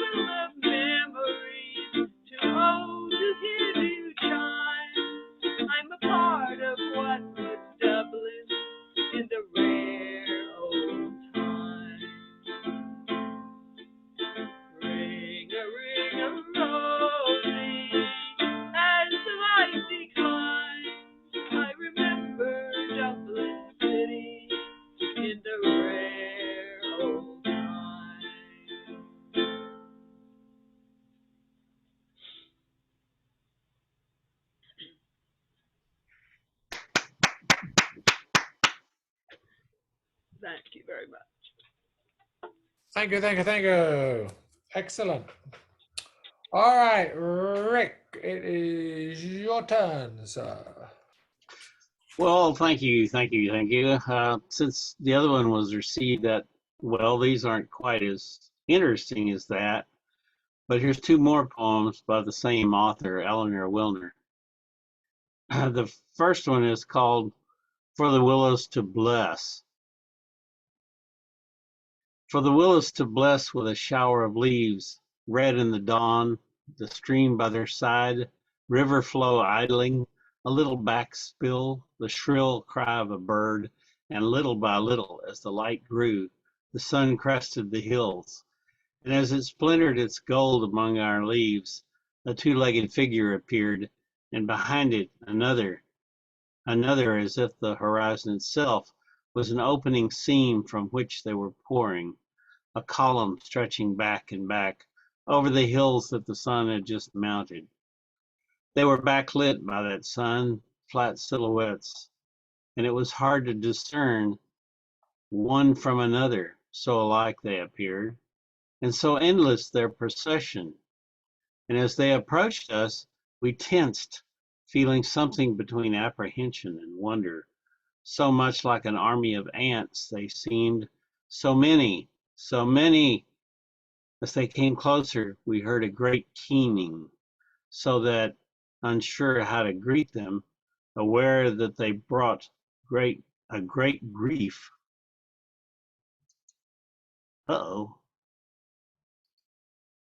We offered them what we could, shade, a cool shelter from the heat that had begun to follow the sun, a soft bed of needles from the pine to sleep on, and as we caught and played the breeze in our leaves, we sang to them, our thoughts moving in the slipstream of time's passage. Wind and the harps hung in our branches, left there in despair by others so like them years ago, slow circles of years we could barely remember. Still the song of the wind and the harp strings has mingled and merged with our tendrils of thought. A singing we offer them now, this sorrowing multitude who in return bring their tears to water our roots.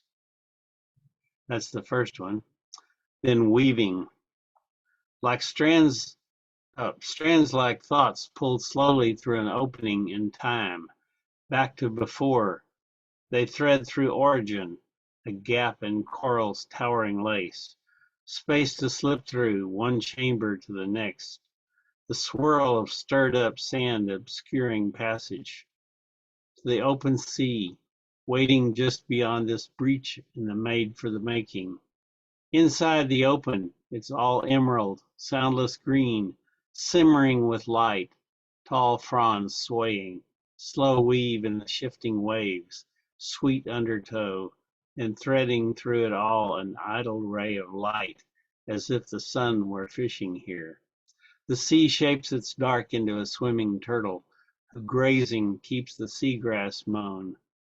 Wearing her shield modeled on her back and a map on her patterned head, the turtle swims, archaic smile on her face, she who seems weightless in the water, current-born, knowing only the sea, its feast of weeds, the fine strands of light, and the need, recurrent, urgent need, to leave the silence, break the surface barrier, come up, like all of us who love, above all else, the silent depths, but who must live on air. I'd say those aren't bad. Yeah, that's pretty good stuff. They don't have bees in their hair, but wow, they have words. They still wax lyrical though. So. Yeah. As a matter of fact, I think I could sling water lyrically with that one. Thank you. Yeah, good material there. Good material.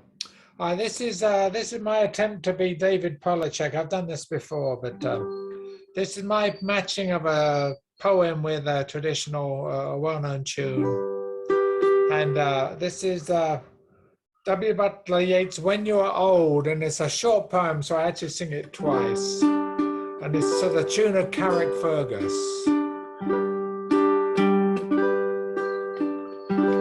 When you are old and grey and full of sleep and nodding by the fire, take down this book and slowly read and dream of the soft look your eyes had once and of their shadows deep. How many love your moments of glad grace and loved your beauty with love false or true. But one man loved the pilgrim's soul in you and loved the sorrows of your changing face. And bending down beside the glowing bars, murmur a little sadly how love fled and paced upon the mountains overhead, and hid his face amid a crowd of stars. When you are old and grey and full of sleep and nodding by the fire, take down this book and slowly read and dream of the soft look your eyes had once and of their shadows deep. How many love your moments of glad grace and loved your beauty with love false or true. But one man loved the pilgrim's soul in you and loved the sorrow of your changing face. And bending down beside the glowing bars, murmured a little sadly how love fled and paced upon the mountains overhead, and his face amid a crowd of stars.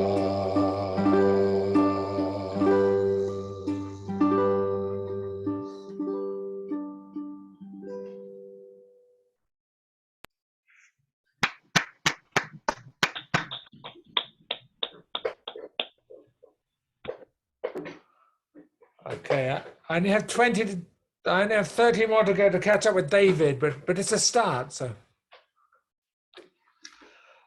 all right, back to the top of the table. It's David Kidman.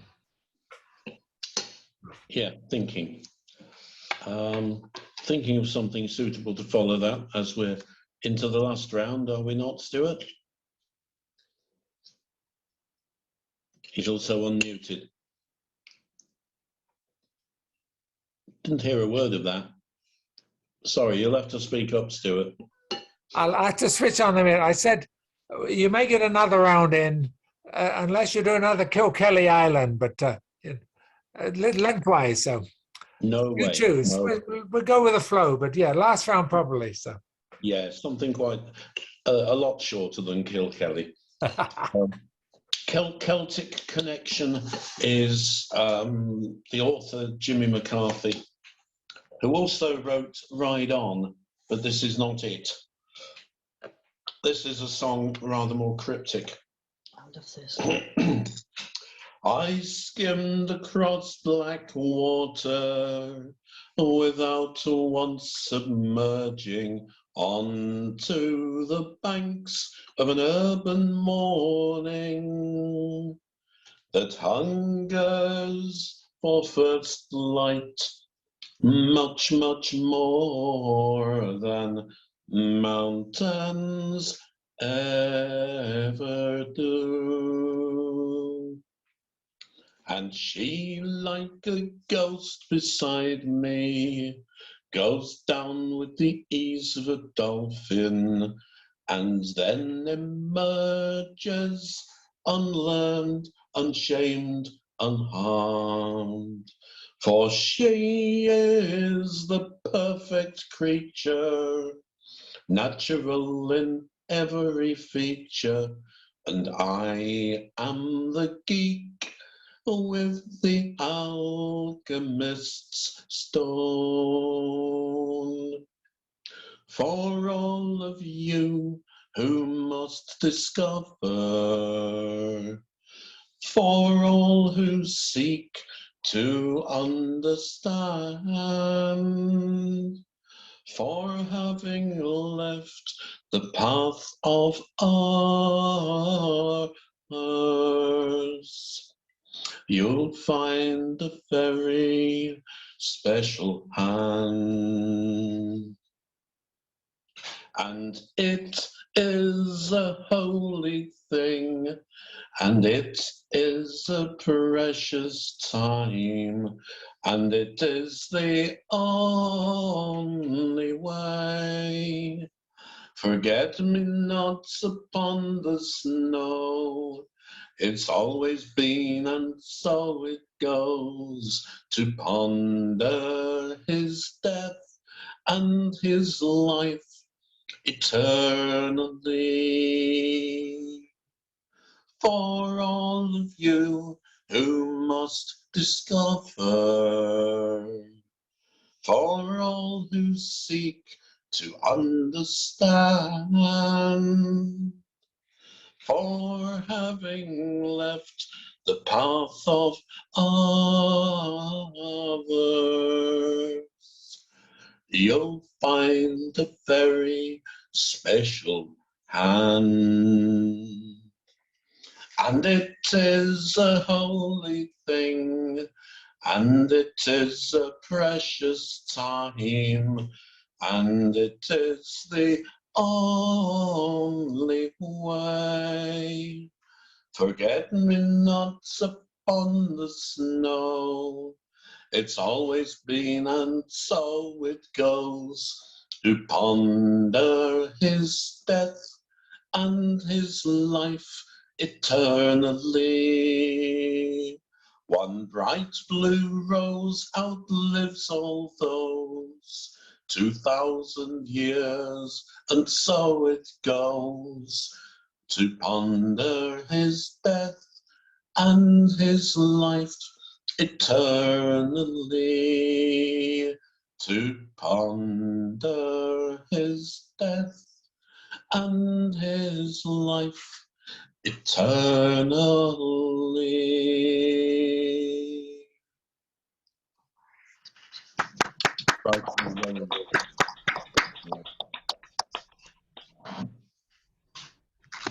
Good one, good one, good one. Yeah. All right, Pelagie. Well, I'm afraid to follow that. I've got something silly. I've got nothing appropriate that's Celtic at all. Perfect. Right. Some say they are myth, only legend. There are stories men tell late at night of the times they have seen them, well, nearly, that they know where they are, well, not quite. Some say that one cold winter evening, they were, all of them, down in the park, and everyone there would have seen them had the night been a little less dark. The lost elephants of Denby are but shadowy forms in the mist. Rumours of sightings in Liddell, doubts, do they really exist? You'll not hear them, for they stand in silence. You'll not hear a whisper, not one. You'll not see them move, they're unmoving. Except when they move, then they're gone. They were spotted once in Portmaddock. Crowds flocked to the scene from afar. It seems they were asking directions. Lost elephants don't know where they are. And where have they gone? Oh, the question brings furrows to many a brow. They've been lost for such a long time, they could be in Kenya by now, roaming the great Masai Mara, where only the fittest survive. Could they speak, they would ask every tourist, which way's the A525? The lost elephants of Denby have been seen by a fool down in Flint. He's sure that it's them, but I doubt it. He says that it is, but it ain't. Alas, there are many false sightings. Detailed study will glean that the found elephants of Denby are what they have probably seen. The found elephants of Denby are pretty much as you'd expect. They look very much like the lost ones and differ in but one respect. I will try to clear up the confusion, though rumours will always abound. The found ones are no longer lost. The lost ones have never been found. The lost elephants of Denby have rarely been seen, I'm afraid. In this they are unlike the found ones. The found ones were merely mislaid. The lost ones are not often spotted, not even seen from afar. Now the found ones, herein lies the difference. You open the door, there they are. There's but one way of knowing for certain that your eyes have not just gazed upon the lost elephants of Denby. You open the door and they've gone. And that's the lost elephants of Denby. Another Les Barker. Thank you.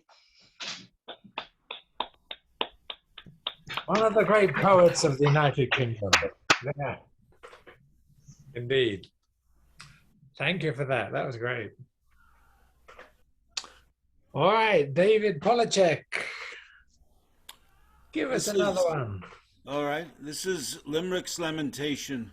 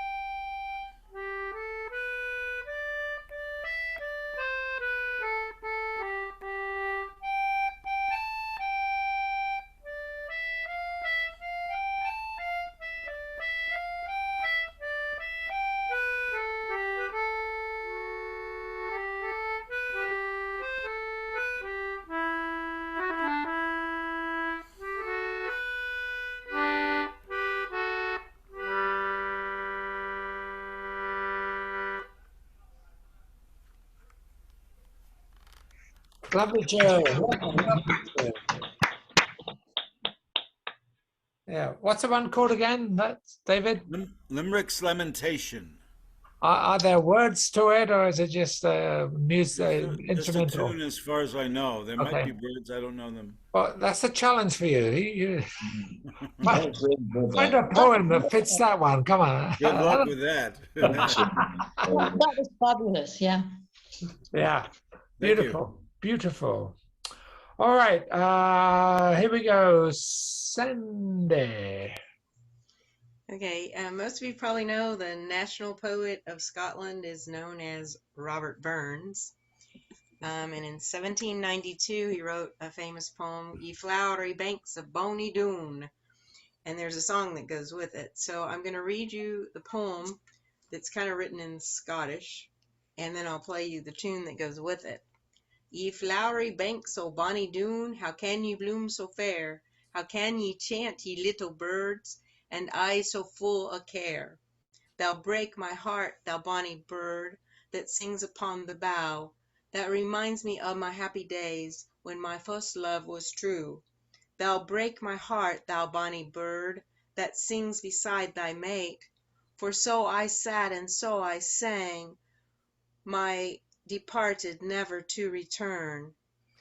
Aft have I roved by bonny Doon to see the woodbine twine, and like a bird sang of its love, so I did o' mine. With lightsome heart I pulled a rose from off its thorny tree, and my first lover stole my rose, but left the thorn with me. That's a Texan trying to read Scottish.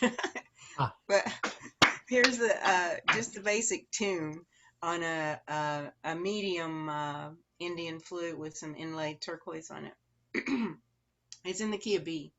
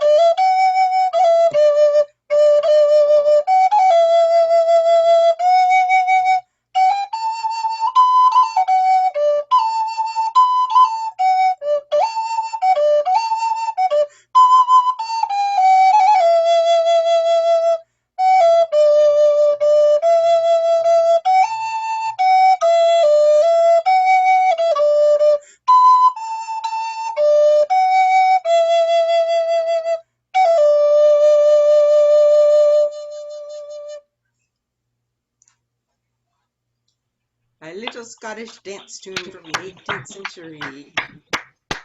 Ah, great songwriter, that guy. Great songwriter. Well done. Thank you. That was great. Jeffrey, what you got there? I'm going to pass this time. I'm going to listen for just a little bit longer, then I've got to jump off. All right. Yeah, we're going to be out of here within 25 minutes. So anyway. I'll just listen. Thank you. Thanks for playing. Okay, it is now Mary Jane. Okay. I'm going to do a poem by William Butler Yeats to a traditional Irish air. It's called The Sally Gardens. And I think that the air is The Maids of Mourne Shore, but I would certainly take David's. If David knew better, I think he probably knew better than me. I tried to find it on the internet, but they listed so many tunes that this song has been sung to that it was confusing to me to know for sure if The Maids of Mourne was the tune. And apparently the first verse, Yeats was trying to, he'd heard an old song called The Rambling Boys of Pleasure, and the first verse of their song is very much like the first verse of the Sally Gardens, but they don't have one like the second verse. And then I wasn't clear to me what tune they sung theirs to either. So at any rate, that's where I am on this song. I certainly didn't. I learned the tune not even worrying about what the tune was. I just learned it, and that's whatever I'm doing is the tune I learned.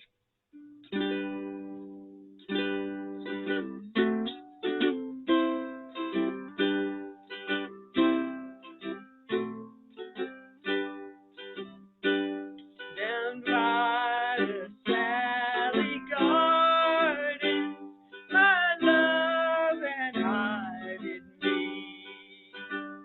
She passed the Sally Garden with little snow white feet. She bid me to take love easy as the leaves grow on the tree. But I, being young and foolish, with her would not agree.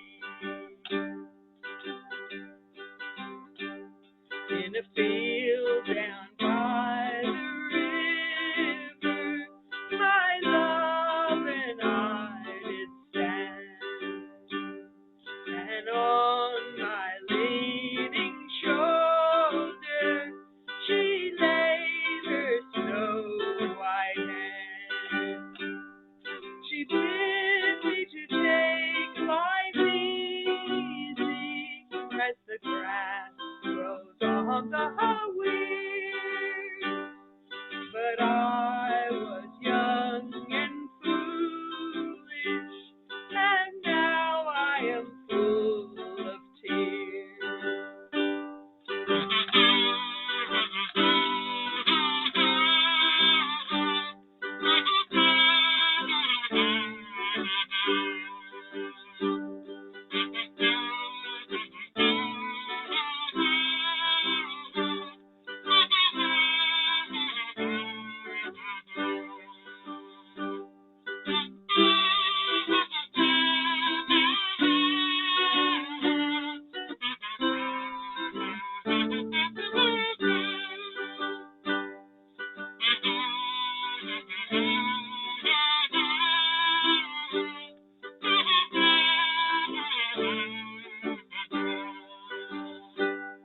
Down by the Sally Garden, my love and I did meet.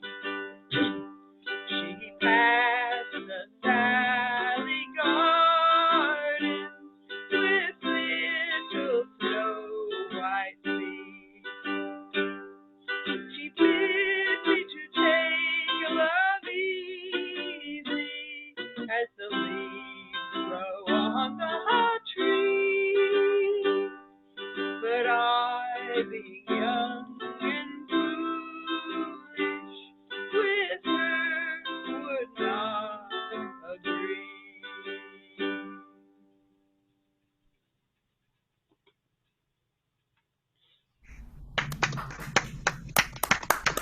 Thank you, thank you, thank you.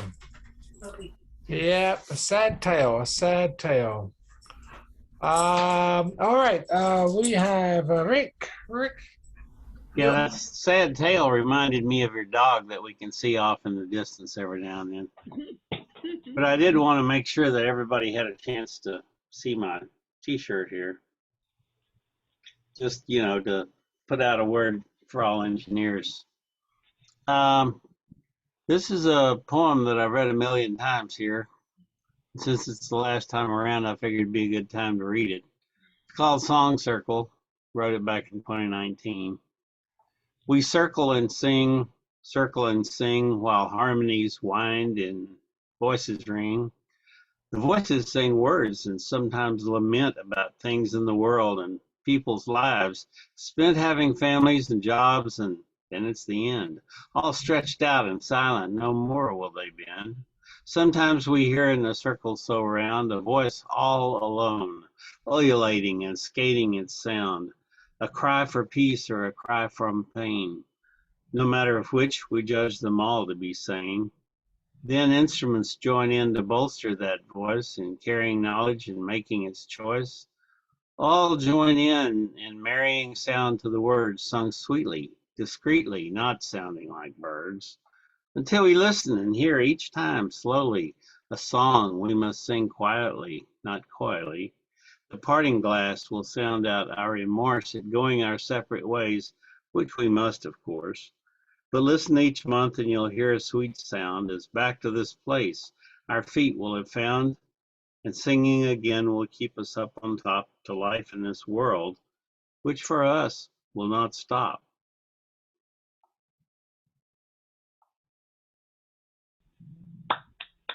Ugh. Yeah, you better trademark that one, man. Someone might steal it. Okay, bye to Jeffrey. All right, well, we still have about 20 minutes to go. I'm going to do a song, traditional song called South Wind. And I was just reflecting on the difference between the north of Northern Europe and Southern Texas. Because if I had to do this song about Texas, this song is a lovely song all about getting relief from the extreme climate. If we would do this in Texas, it will go something like this. North wind of the heavy rain, you banish summer weather. Which is actually what's happened in the last few weeks here. We've gone from a terrible drought and incredibly hot temperatures to now a nice temperate, relatively temperate climate. And because sometimes it can go on till the end of September and so we're hot. So anyway, back to the traditional south wind. South wind of the gentle rain, you banish winter weather, bring salmon to the pool again, the bees among the heather. If northward now you mean to blow, as you rustle soft above me, Godspeed be with you as you go, and a kiss for those that love me. From south I come with velvet breeze, my word all nature blesses. I melt the snow and I strew the leaves with flowers and warm caresses. I'll help you to dispel your woes, with joy I'll take your greetings and bear it to your loved Mayo upon my wings so fleeting.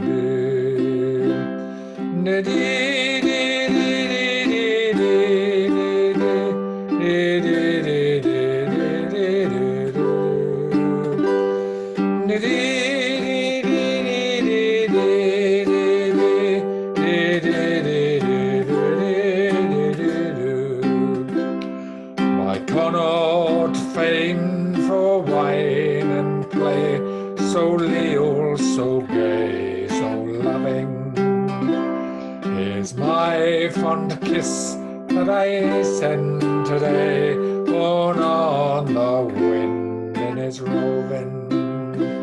Those monster folk are good and kind, right royally they treat me, but this land I'll gladly leave behind, with with your cornet pipes to greet me.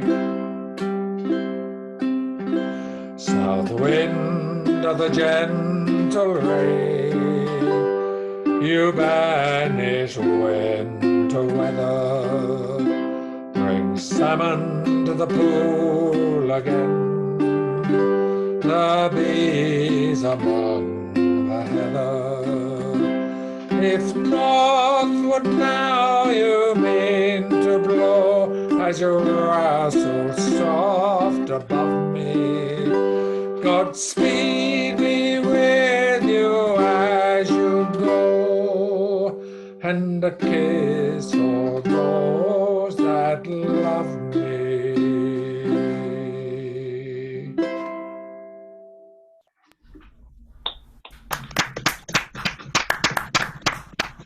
All right, thank you.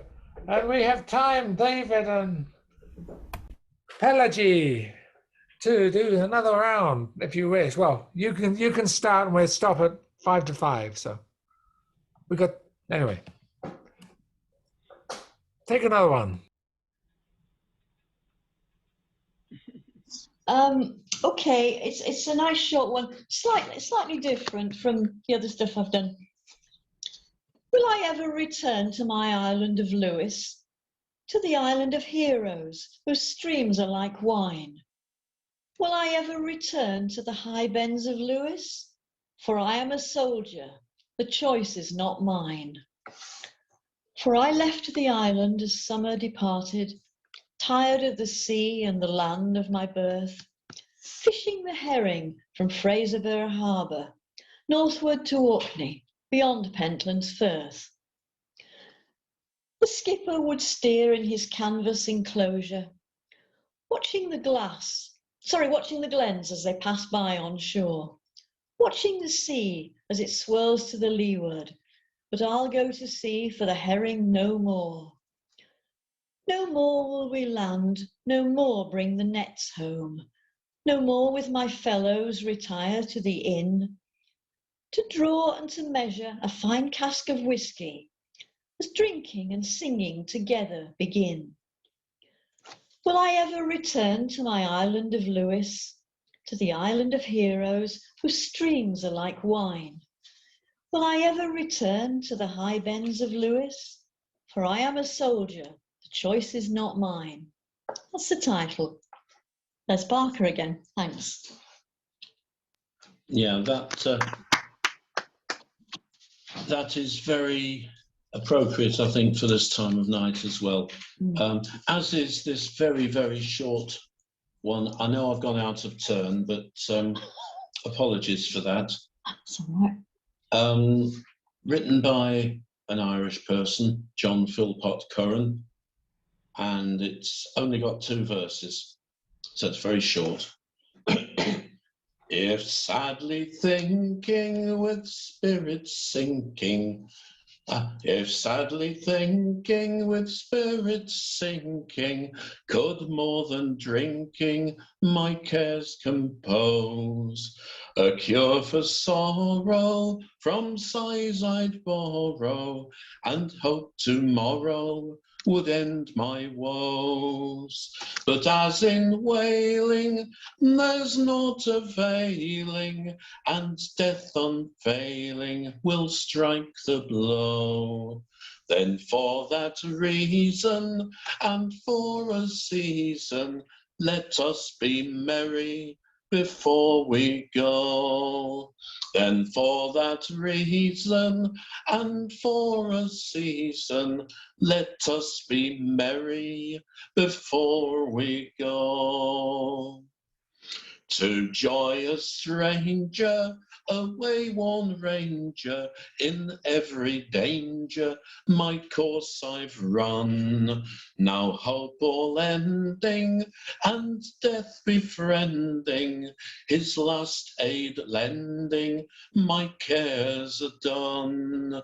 No more a rover or hapless lover, my griefs are over, my glass runs low. Then for that reason and for a season, let us be merry before we go. Then for that reason and for a season, let us be merry before we go.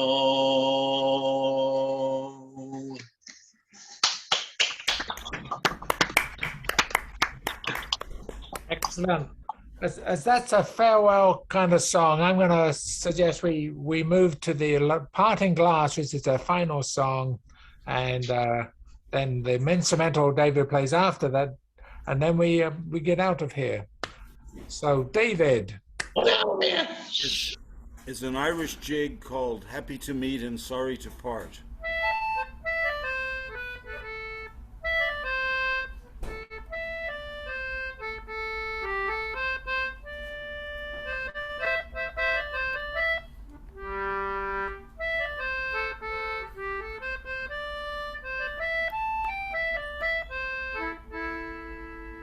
All the money that e'er I had, I spent it in good company, and all the harm that I ever did, alas, it was to none but me.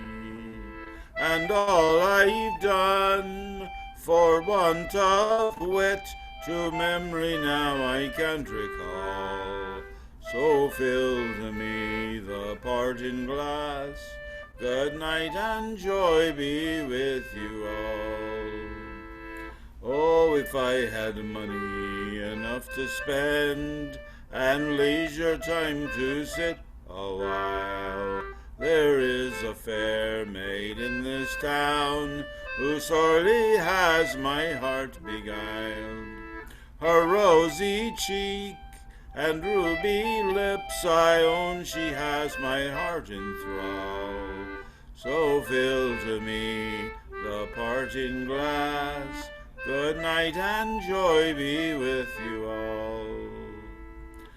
Oh, all the comrades that e'er I had, they're sorry for my going away, and all the sweethearts I ever knew, they'd wish me one more day to stay. But since it falls unto my lot that I should rise and you should not, I'll gently rise and I'll softly call, good night and joy be with you all. I'll softly rise and I'll gently call, good night and joy be with you all.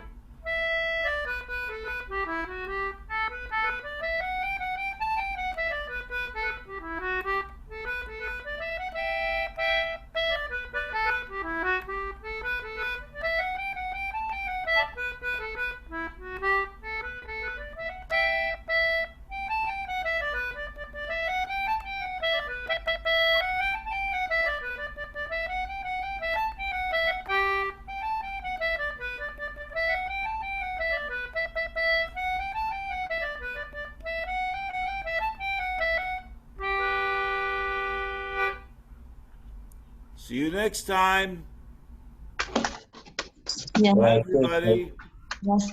Bye, everybody. Bye. Bye. Thanks for playing. Same time, same channel. We'll see you. Yeah. Cheers, Stuart. Cheers. Bye. Adios, muchachos.